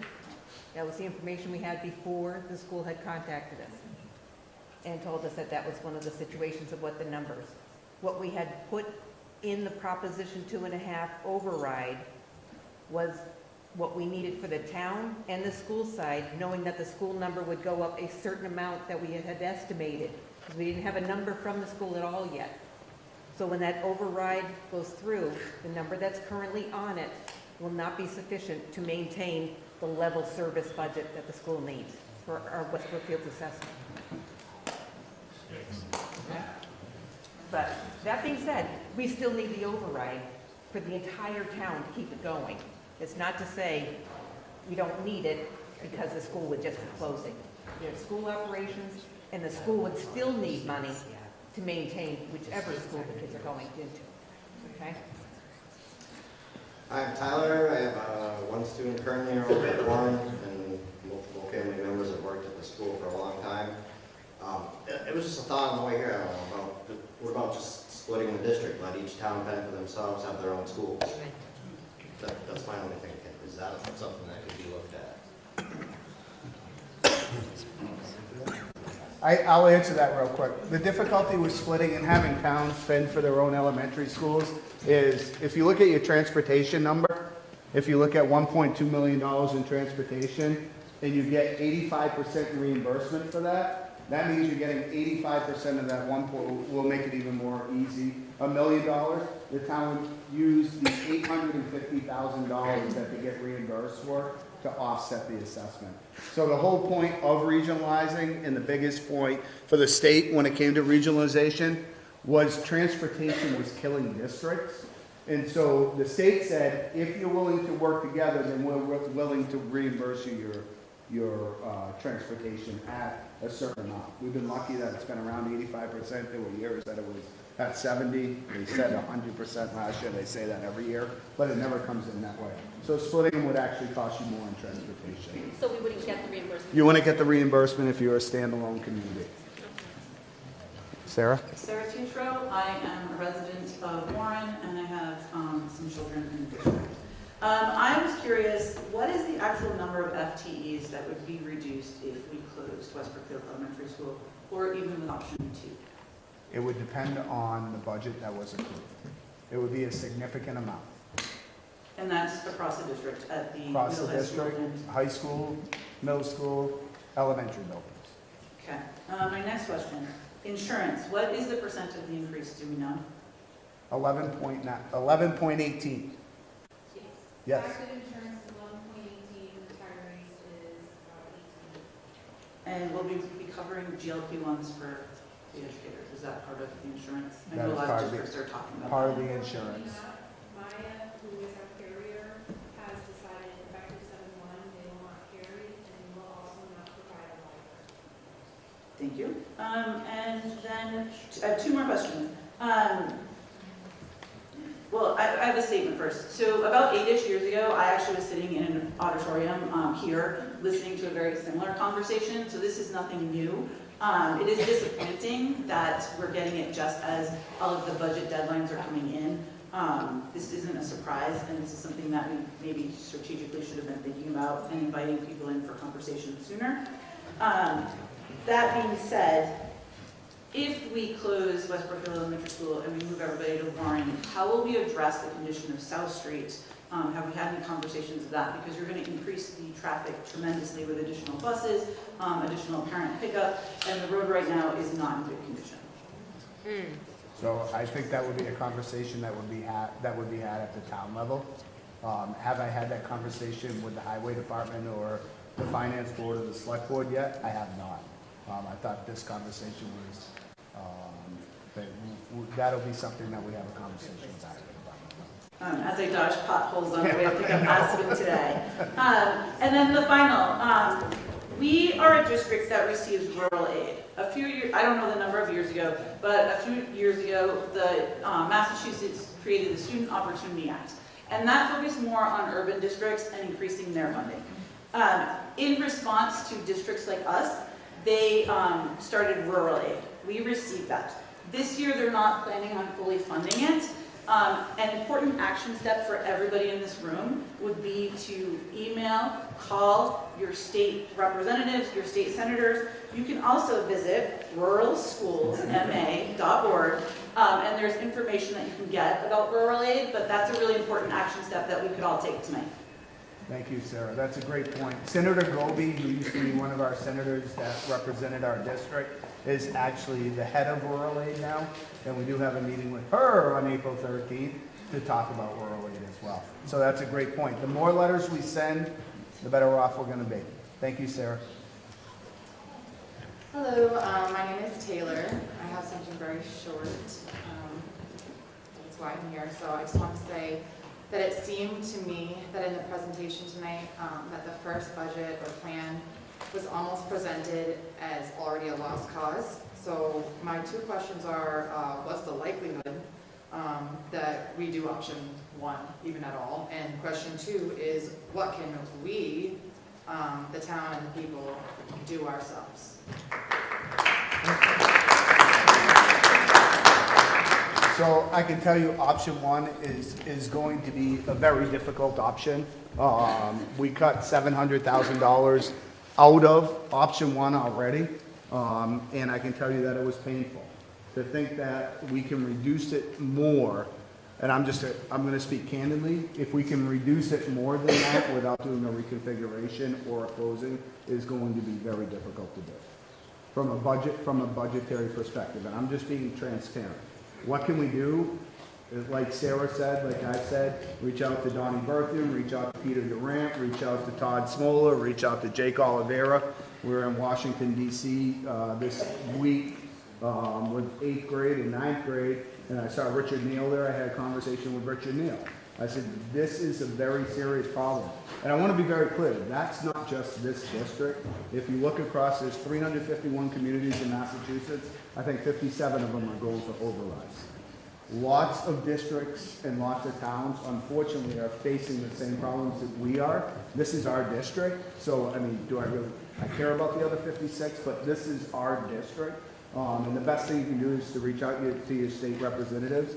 The House budget is not in yet, so the governor's budget comes out, and then it goes to the House. The House budget usually increases in a very small increment. It's not much. Last year it was like $100,000, which is $100,000, but in the big picture, it's not a ton. And then the Senate sometimes will increase it. Last year they decreased it a little bit. But usually we're going to get just a little more funding, but typically it's not much. But Sarah talked about rural aid. That's huge. Anything that we can do to reach out to our state representatives. Trust me, I'm on the phone with them once a week advocating for our kids and for our communities. Hi, I'm Shannon Tebow, West Brookfield resident. My daughter is here at the preschool. Also, shameless plug, I'm running for state senate because of issues like this, we are not the only town. So lots of great questions. So I'm going back to hold harmless. And if you could better explain to everybody what that is, and there are so many that are in hold harmless right now. So hold harmless means that as our foundation enrollment is declining, our chapter 78 is not decreased because of that. So we stay at a relatively stable level with minimal increase. Thank you. I know that was for a lot of people didn't know. Thank you, and good luck. Thank you. Just a quick time check. And childcare, that's right up there. Hi, my name is Victoria. I came up through the West Brookfield school system, went to Quaboag. I'm now a Warren resident with 2 little ones in that school. So obviously we're talking a lot about the budget, but one thing that I think I would personally like to know is if combining the schools was to go forward, what are some of the benefits? What are some of the things that our kids would get back? Is library on the table? Are there additional services that might be supplemented in the wake of unfortunate cuts elsewhere? Those are great questions. So actually, the Director of Finance, Gonzalez, was talking about library today. And we know that unfortunately, the library is one of those areas where when you start to look at budgets and you have to make cuts, that was one of the areas that we had to make a cut last year. And it was a painful one, but it was one that was necessary. When we look at combining schools, the real part of the appetite is that collaboration with teachers, having kids together that are within the same school district. But a big piece of it is Title I funding going directly to the elementary buildings, which means that you can hire Title I interventionists. You can potentially hire instructional coaches, which are things that help our teachers in the classroom. So the way that we utilize our Title I funding, which is one of the biggest pieces, I forget the rest of the question, I apologize. One of the biggest pieces is being able to use those funds. The other piece that, once again, the biggest thing that we're looking at in this whole piece, or the school committee is looking at this whole piece, is what does sustainability look like? And if we're able to get to a point where above minimum contribution, I can tell you 2 years ago we added 4 kindergarten paraprofessionals to our school. We had never had, well, we had kindergarten paraprofessionals long ago. That was one position or 4 paraprofessionals, but our district was one of the only districts that did not have kindergarten paraprofessionals. That was a priority. So when we get to a point where we have a budget that is sustainable, then when you go back and you start asking for above minimum contributions, you can start looking for above minimum contributions to support the areas that need support, like kindergarten paraprofessionals. So I just think long-term, Title I in one particular school helps with those types of interventions. And if we get to a point where we can start building some staff back up, I think that will be super helpful. Because our staff, Ms. Rossi, 21 years, congratulations, super happy. Our staff work tremendously hard to fill the voids that, if we could fill those voids in a different way, then I think that it would only help education. Dear Brunel, I grew up in Warren since I was 3. I raised 2 kids here. I have a high schooler who's a junior who Steve Duff helped us quite a lot with him as he was growing up at Warren, and I can tell you that he was there during those larger sizes. I was talking to my son about it tonight. I was like, they're going to increase the sizes. It's going to be hard on your younger brother. And he went, I managed. I'm doing great. So looking at it in that perspective, I came here today going, God, we can't merge them. Like, it's just going to be too much on the kids. But my high schooler is the one that pointed out, I'm okay. They'll make it work. Mr. Duff helped me. And no, we haven't always seen eye to eye as a district. We've had our moments. Steve and I have had our moments. But in the end, I know they're going to make the right choices for our kids. I have, at times, considered school choicing out of Warren when we've had our battles. And in the end, we come back, we figure it out, we make it work. So for those of you that are new or have younger kids, we've had the battles, we've had the fights, but if we work together and try to come to a solution, it will get better. My 17-year-old is at Pathfinder. Yes, he's school choicing out. I'm one of those moms. But it has been amazing for him. And when I went to Steve and told him, it didn't matter that it was going to hit the district. He promoted it. He wrote him a letter of recommendation, and he, for that last year he was here, was like, keep it up. You gotta build your resume up for when you go. He pushed. So while it might not have been good for the district as a whole, he was looking at each individual kid. So while you're looking at it as, how is my kid going to be affected, please think that these 12 members and Mr. Duff have some really serious decisions to make, and it sucks, but they're trying. And I'll be the first to say that I've given him battles over stuff like this before, and I probably will this year again. I will fight to the end for my kids, and I know we all will, but sometimes we have to give a little to get a little. So if my kid goes to a classroom with 28, he's one of the grades that will have the largest classroom sizes. I'll be the first one there to say, what do you need and how can I help? Because he needs more supports than most of your kids. My kid is a kid that struggles. And I'm at the school on a regular basis right now, helping him and helping them. But at the end of the day, we all have to do it. So please, when you're thinking about it over the next few weeks and we have to make all these decisions, at the end of the day, they have to go home every night and think about what their decisions are. We go home and take care of our kids, they all have to deal with it. Sarah did it for years. She knows what they're fighting. It's not easy. I wouldn't want to be them.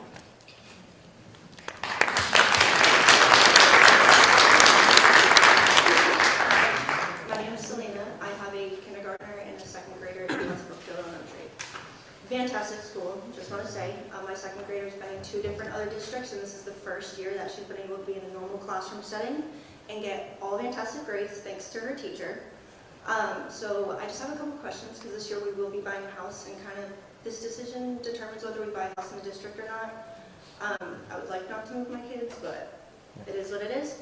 My daughter has an IEP, and my kindergartner is about to be on one. So I guess my first question is kind of about IEPs.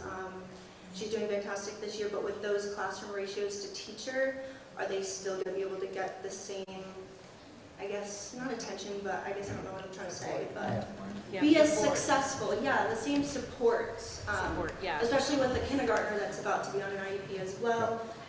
I guess I just want to make sure they're just going to still get those same supports with those ratios. Or have they thought about the special ed department? Like, are they going to, I know we're going to have to make cuts. What about the special ed department? Have you guys put thought into that?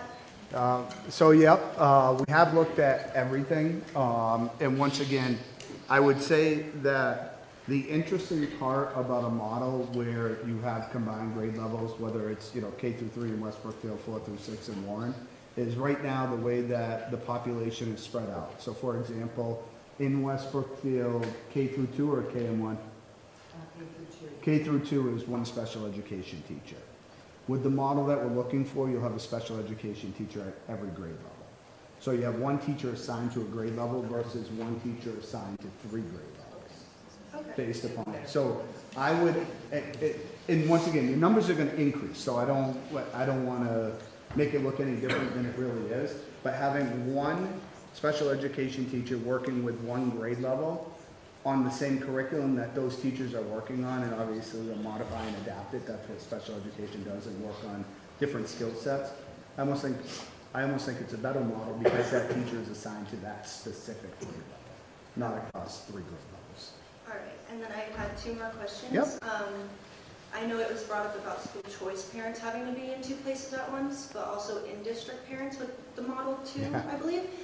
Like my kindergartner and my second grader are both parent pickup. I physically am the only person that gets them on my days, so I physically can't be in 2 places at once. Just to keep that in mind when you make your decision for us parents who are in the district as well as school choice. I can't duplicate myself if we stay in district, but I'm sure other parents have the same question I do, so I figured I'd be able to ask it. And then my third question is about the after-school program, the before-school program. What would that look like? What would staffing look like? Because I know West Brookfield, there's a lot of kids in the before and after-school program, to the point where I go in there, I can't even find my daughter. There's so many kids. So what would that look like? Would we still have the same teachers, the same, how would that work? Yep, so it would be similar to the model that we have now. We've already started some conversations a little bit looking at after-school programming. We also have a 21st century after-school program in Warren that West Brookfield students would be eligible for as well. But we would be looking at utilizing the same staff. Once again, we're not looking at tearing things apart to tear things apart. Yeah. We're looking at putting things together so that we can continue to financially have some sustainability moving forward. After-school program is so valuable. Before-school programming is so valuable. We have very similar numbers in both buildings. West Brookfield has quite a few of after-school kids. We'd like to model those pieces that we already have in place and work together. I could see our after-school program being huge, I really could. Which I think is great. Kids need something. Parents need that after school, but kids also flourish from having those opportunities. Plus, like, being a parent of an IEP student who does really good with the same staff, this is like her third district. I was really hoping to keep her in district and not change her staff again on her this year, but I guess it is what it is. I'm only one person. But it would be great to see if that does, God forbid that happens, I hope it doesn't, because I love our school. I would love to see the same staff because, like us IEP parents, those kids don't do good with change, especially my son who's about to be on an IEP. He does not do good with change, so it would be having to start all over next year if we stayed in district. So. And I would say that you'll probably have the same staff because it's always the same folks that are doing those programs, which is awesome. I'm short, so I'm going to leave the microphone down. I'm Emily. I have a first grader at Warren. I have a 10th grader here at Quaboag. I've been through the program here from preschool all the way to high school. My thing that I've heard a lot of is what the budget's going to be, the softball fields, the soccer fields, all of those things go back to the town for West Brookfield. But what I haven't heard is the school district maintaining the basic maintenance of the building, or does that go back to the town as well? And how much is that going to cost? Because, I mean, I don't want to see this beautiful building that has been erected fall into disarray like so much of what we have around in the area. Yep. Absolutely. So if a school closes, whether it be Quaboag, Warren, West Brookfield, when the school closes, the lease agreement that we have, we don't pay a lease, but we maintain our property, that lease gets turned over to the town and it becomes the town's responsibility to care for it. Is there a budget number, like a minimum number for that, or? I can tell you that we budget roughly $227,000, roughly $200,000 for maintenance of the building. But we're in it every day. The other piece, the other piece that we're looking at is, and this is a difficult piece for the town of West Brookfield. As we know, for those of you who are in West Brookfield, the doors and windows in West Brookfield are not in terrific shape. So we did apply for an MSBA project, Massachusetts School Business Association, and we were awarded a piece of reimbursement for doors and windows. The problem with the doors and windows project is it's an expensive project. We're looking probably in the neighborhood of $2 million, and West Brookfield would probably be on the hook for $900,000 of that $2 million. The doors and windows do need to get done if we continue to maintain that as an elementary school. We've been in contact with the town administrator, Teresa, and the advisory board. So that project is one that we would have to make a decision to move forward with in the next 3 months. But once again, that's an additional cost on top of what we're doing here, but it's a cost that we would probably need to take on in order to continue to operate that as an elementary. HVAC needs addressing too. HVAC as well, yep. So we've used green community grants. We used a lot of green community grants to get us to the point where we can do the HVAC. They make you do the building envelope first. It's through CMRPC.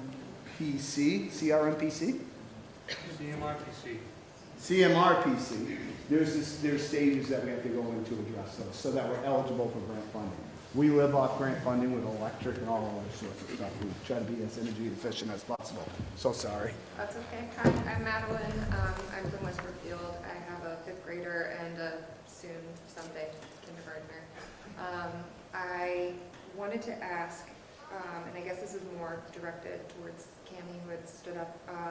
Is there a way for that 2.5% override to be? I'm sorry, could you speak up just a little bit? Oh, sorry, the microphone was lowered. Just buy Is that better? Yes. Okay.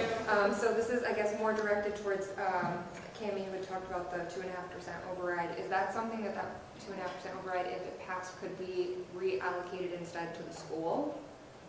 Is that set in stone? Could that be changed, voted on?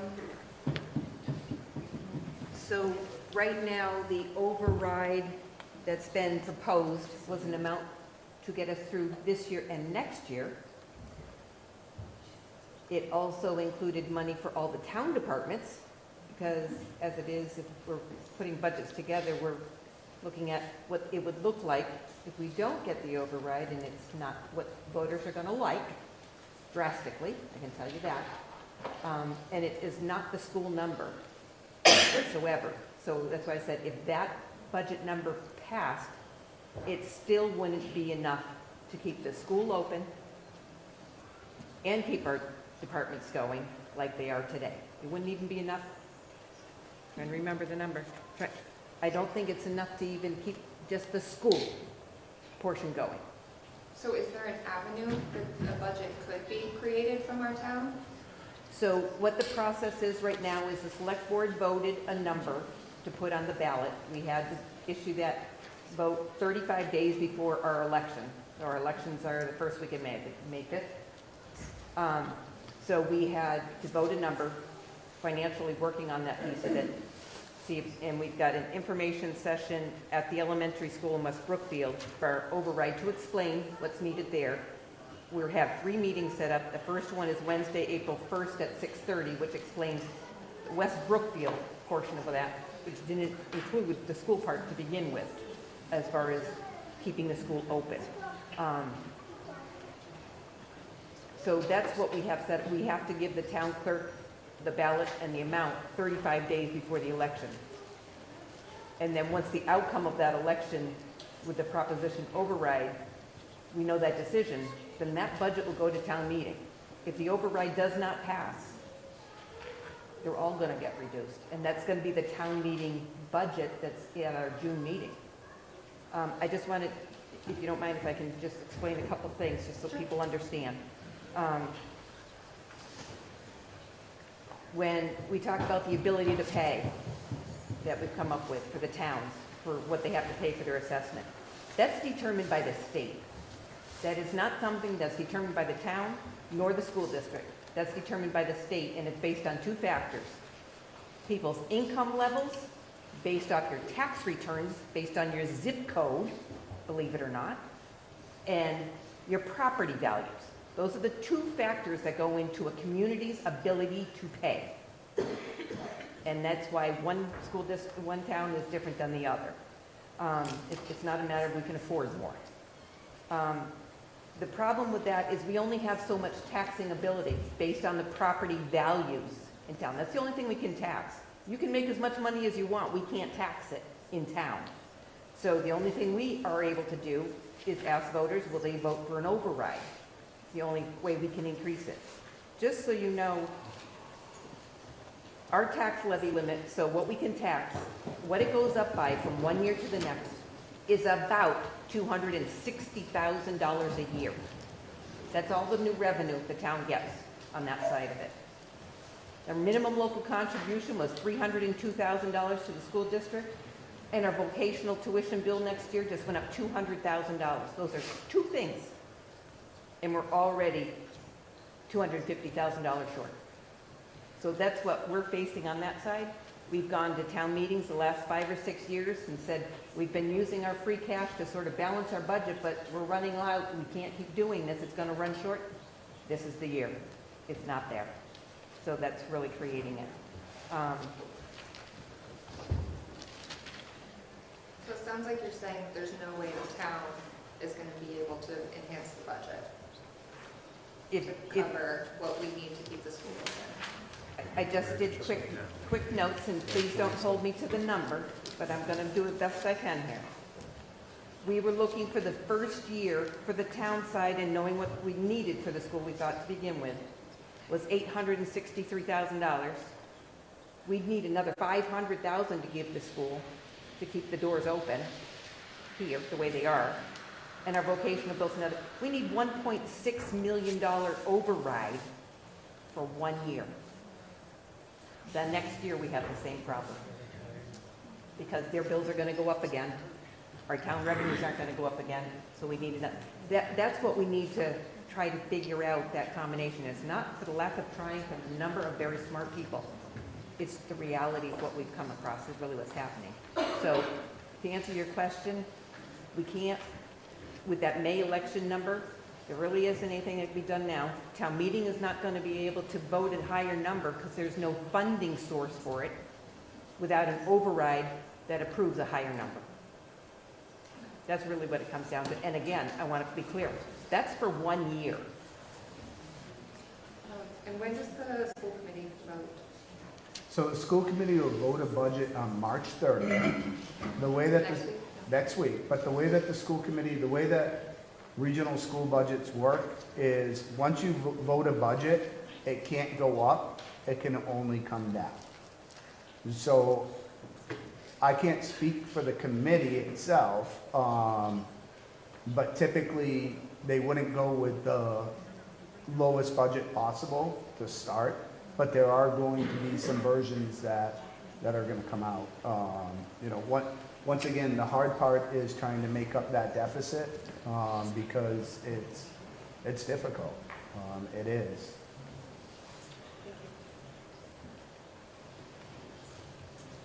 Hi, Devin, Warren resident, 2 kids at Warren Elementary. Everybody's been talking about K through 6, but there's one small group of kids at West Brookfield Elementary that no one said anything about, and that's our STARS program. And I have a few friends that, have little ones in that program. Are you going to move them over too? Is that the plan, or like if you guys were to close West Brookfield? Because again, I know it's such a small group of kids, but you know, they're a good group of kids. They need it Absolutely. too. Yes. So we have 2 SOARS classrooms. It's we call them our little stores and our big stores. Those 2 classrooms would come over to Warren. We have 2 STARS classrooms. It's the little stars and the big stars. Those would stay in Warren. And then we also have ILM, instructional learning model, that would stay in Warren. Everybody would come together. Everyone would come. Yep. Okay, hi, I'm Jody. I have a child in elementary, currently in this district. So I have a question, just to make sure I'm understanding correctly. So when we school choice a child, we pay out, correct? Was it like $400,000 for a kid to pay out for the school choice? For the downtown? If you school choice into our district? No, out.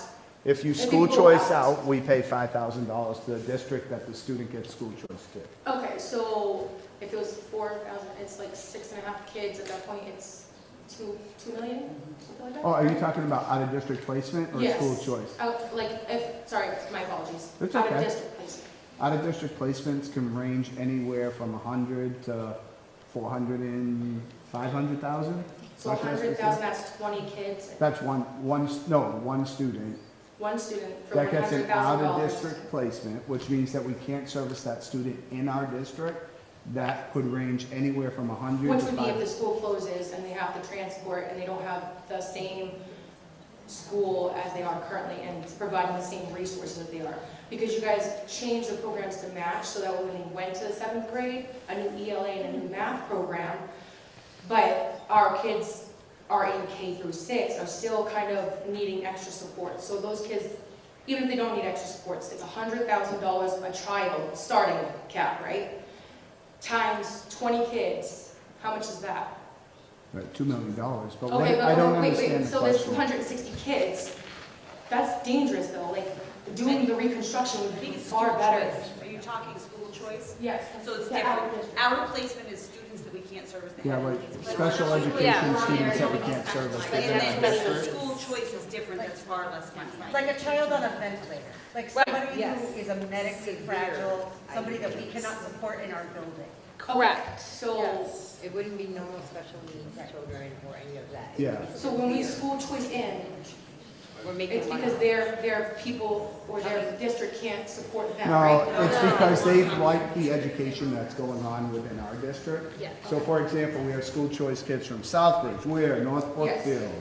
All those students have a choice to stay in their district or the law says that you can school choice into another district and get your education in another district. If we merge the schools, we're not sending kids out. Our kids stay with us. Okay, so Yep. they won't, so if we merge the schools, we'll still keep our kids Yep. and our finances, and we won't have to pay out. Correct. So we'll be able to sustain them even though we're switching schools, which is, well, whatever. I got a teenager, they're just as rough. So, but we'll be able to keep our staffing ratio currently? Our staffing ratio would be reduced. That is why we would, that's how you make a budget work. But the class ratios would stay in the ballpark. I'm not saying it's not a variance, because it is. I thought it was like 21 to 28 kids. Yep, that's So, it. Yeah, so there's like anywhere from, what's the lowest class? 15? So I'll give you a prime example. If there's 31 kids in Warren, 31 kids in West Brookfield, you need 2 teachers in each building for 31 kids. Okay. If you bring those 31 kids together, you have 62 kids. Mhm. You can have 3 teachers with 21 kids in the classroom. So, Yep. same kids, less teachers if we reconstruct, but not closing the West Brookfield school, still utilizing it. We wouldn't utilize West Brookfield and close the building, if that's what the school committee chooses.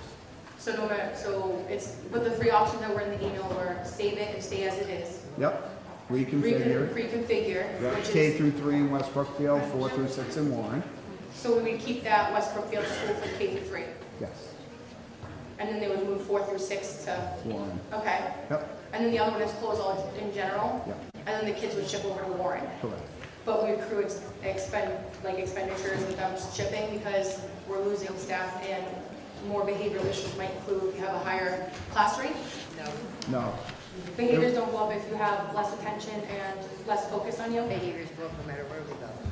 But you may have additional support. when they're coming from a smaller class size and they have more supports. Yep. Because there is a significant support in West Brookfield.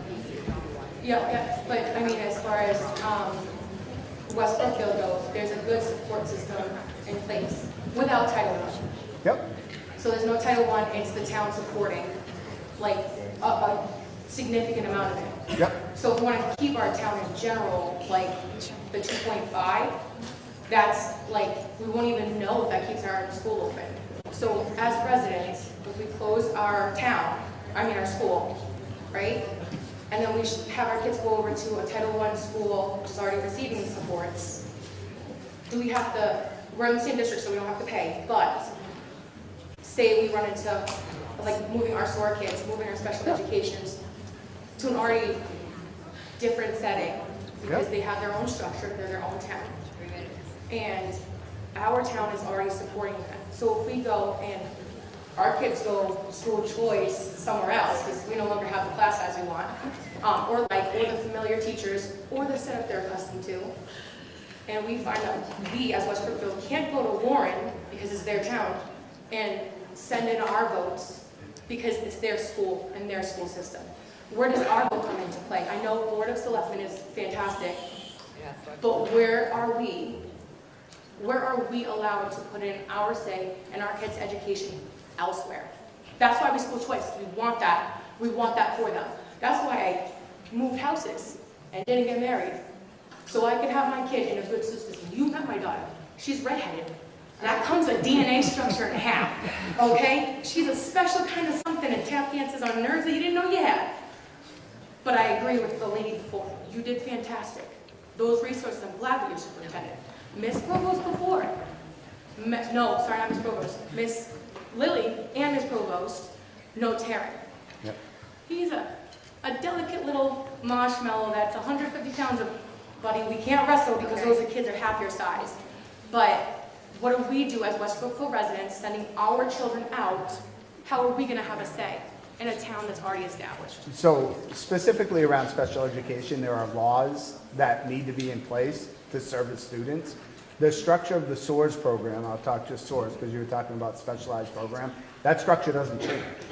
It's still a requirement for us to service all of our students, and our special education students are one of our top priorities, as is every other student. You would keep the same level of staffing for those specialized programs. But for those kids, special ed, that are not SOARs, for example, the same level of staffing, but is it the same across the board for their education as far as, I know the curriculum is the same, but Ignite, will they have Ignite? Yes. Ignite is based on how many seats the state will give you. But when you have a new school with more kids, do all those Ignite kids get to stay? Right now, we have Ignite district-wide. It's not based on what the state says or Yeah. where they go. It's based on their DIBELS assessment. So every time we do DIBELS, which is 3 times a year, which is their ELA, literacy, foundational skill assessment, the state looks at that number and tells us how many kids and which kids can have those seats. That's what that's based on. So, but they don't have a cap. They don't have a cap like, oh, you're allowed 20 We kids. have 40 seats So there's a based cap. on what the state said we could have. So there's a cap at 40 seats, and you 20 already have. seats, there are 20 seats for Warren students and 20 seats for West Brookfield students. But when we take away West Brookfield and it's gone, do we still get those? There's 20 still seats? West Brookfield, they still reside in West Brookfield. There are still West Brookfield students. I cannot say that there will be 20 seats for West Brookfield next year. It's not even in the state budget yet that that program will be funded. Okay. We don't fund that, the state funds that. Okay. And then as far as, we've already said the vote is coming up before we can even find out what we're going to do with the schools. So the initial vote is March 30th. It's March 30th? Yep, and typically it's a higher budget that gets voted in. Yep. And then we work with our towns to figure out, and we get a couple more numbers in from the state, because that changes with Because the House budget. we're looking at right now, we've been said so different many ways that it doesn't look like West Brookfield is going to be by itself and Warren stay with their stuff. So we're going to either reconstruct or we're going to close. So with those two options that we've been essentially, we're going to cross off that one that we've been told so many ways. That would be up to the school And committee. how many committees, how many school committee members do you have? 12. Okay, and you said not, how many, you said 4? 4 if you were to close West Brookfield. Okay. Then 4 members from the board, the school committee, from West Brookfield would have to vote in favor of it, and 9 total members of the school committee would have to vote in favor of it, including those 4. And then our taxes will be. Excuse me, it's been over 3 minutes. Has it? Yeah. Okay. Sorry. Sorry, thank you. Sorry. So, no, this goes to Steve and also to finance. And Steve, if you could answer it both ways, as superintendent, but also as a parent who lives in the district, so both ways. What are your recommendations for going forward? Would you merge, or would you do the separation? Where do you stand? Both parent and superintendent. Yeah, I know, I'm cornering you, but legitimately, like, you're looking at everything that we can't see. What would you do? What I will say is that I ran a special education collaborative and I worked in it for over 20 years. I moved to Warren because of the Quaboag Regional School District. I have 3 daughters that went through Warren Elementary and came up to Quaboag. Would my daughters have been as successful at West Brookfield Elementary? I can tell you they absolutely would have. The hard part, and this isn't my decision and it's not my recommendation. My job has been delivered to me from the school committee behind me saying we have a financial difficulty. We've met with our administrators. In order to get to the numbers that we need to get to, these are the solutions that we came up with. I can tell you that we've turned this budget inside and out for the last 3 months. We've looked at energy efficiencies, we're, HVAC, we're doing a big HVAC project up there now, $350,000, which is grant funded. We've looked at every single way that we can save this district money at the end of the day because it reflects the assessments and what we have to ask for from our towns. Do I have the answer to this? I don't have the answer to this. I can just tell you.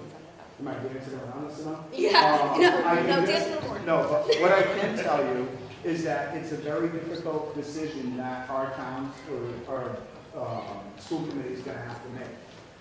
Do I go to West Brookfield Elementary School once, twice, 3 times a week? I do. Do I go to Warren Elementary School once, twice, 3 times a week? I do.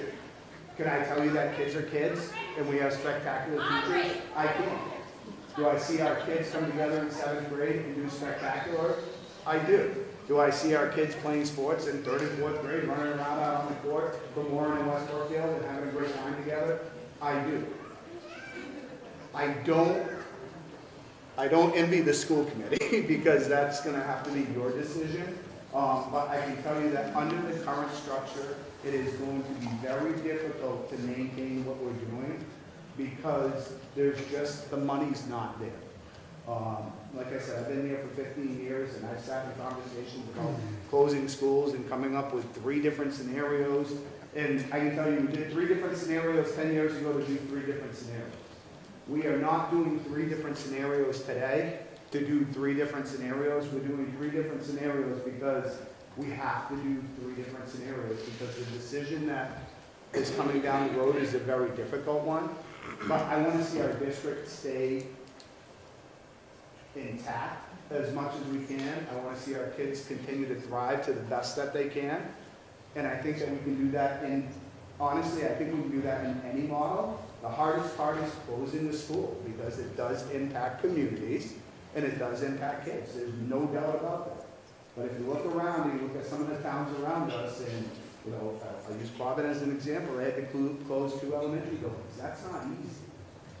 It's not easy at all. But unfortunately, the state is not funding the way that they need to fund. And if they did, this would be a moot point.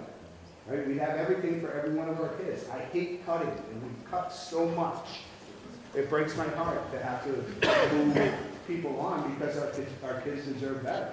But our staff has stepped up and filled voids. You know, it's a small community. It's a family community. We know every kid in our district. That's something that you don't get in other districts. In other districts, you can be a number.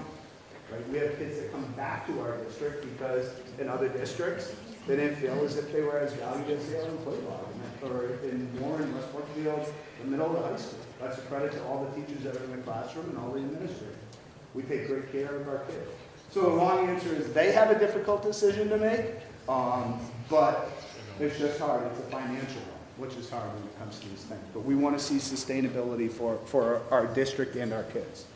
Which one gives the least impact to a kid in the classroom? Which one would give them the least impact overall?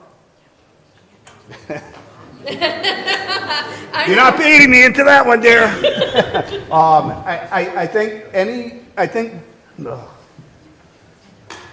I think if we have to go between version 1 and version 2, if we have to make more cuts in version 1, it would be very detrimental to our students.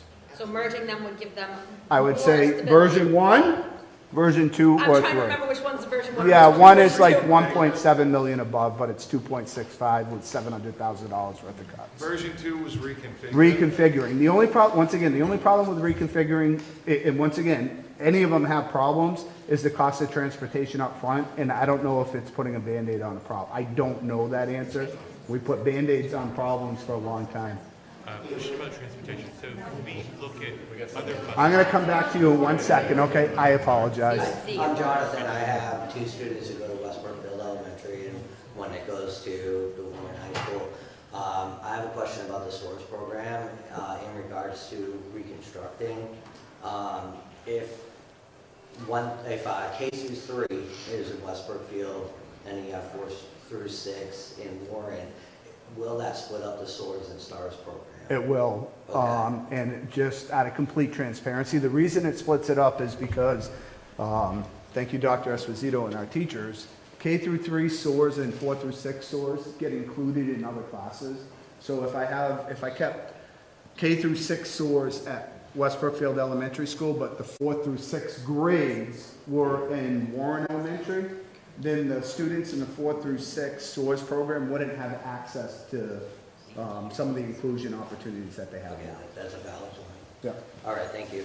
You're welcome. Okay, I want to thank everyone for coming out this evening. We do appreciate your time, and thank you for not for coming out as well. Thank you, everybody. Yes, I'm sorry.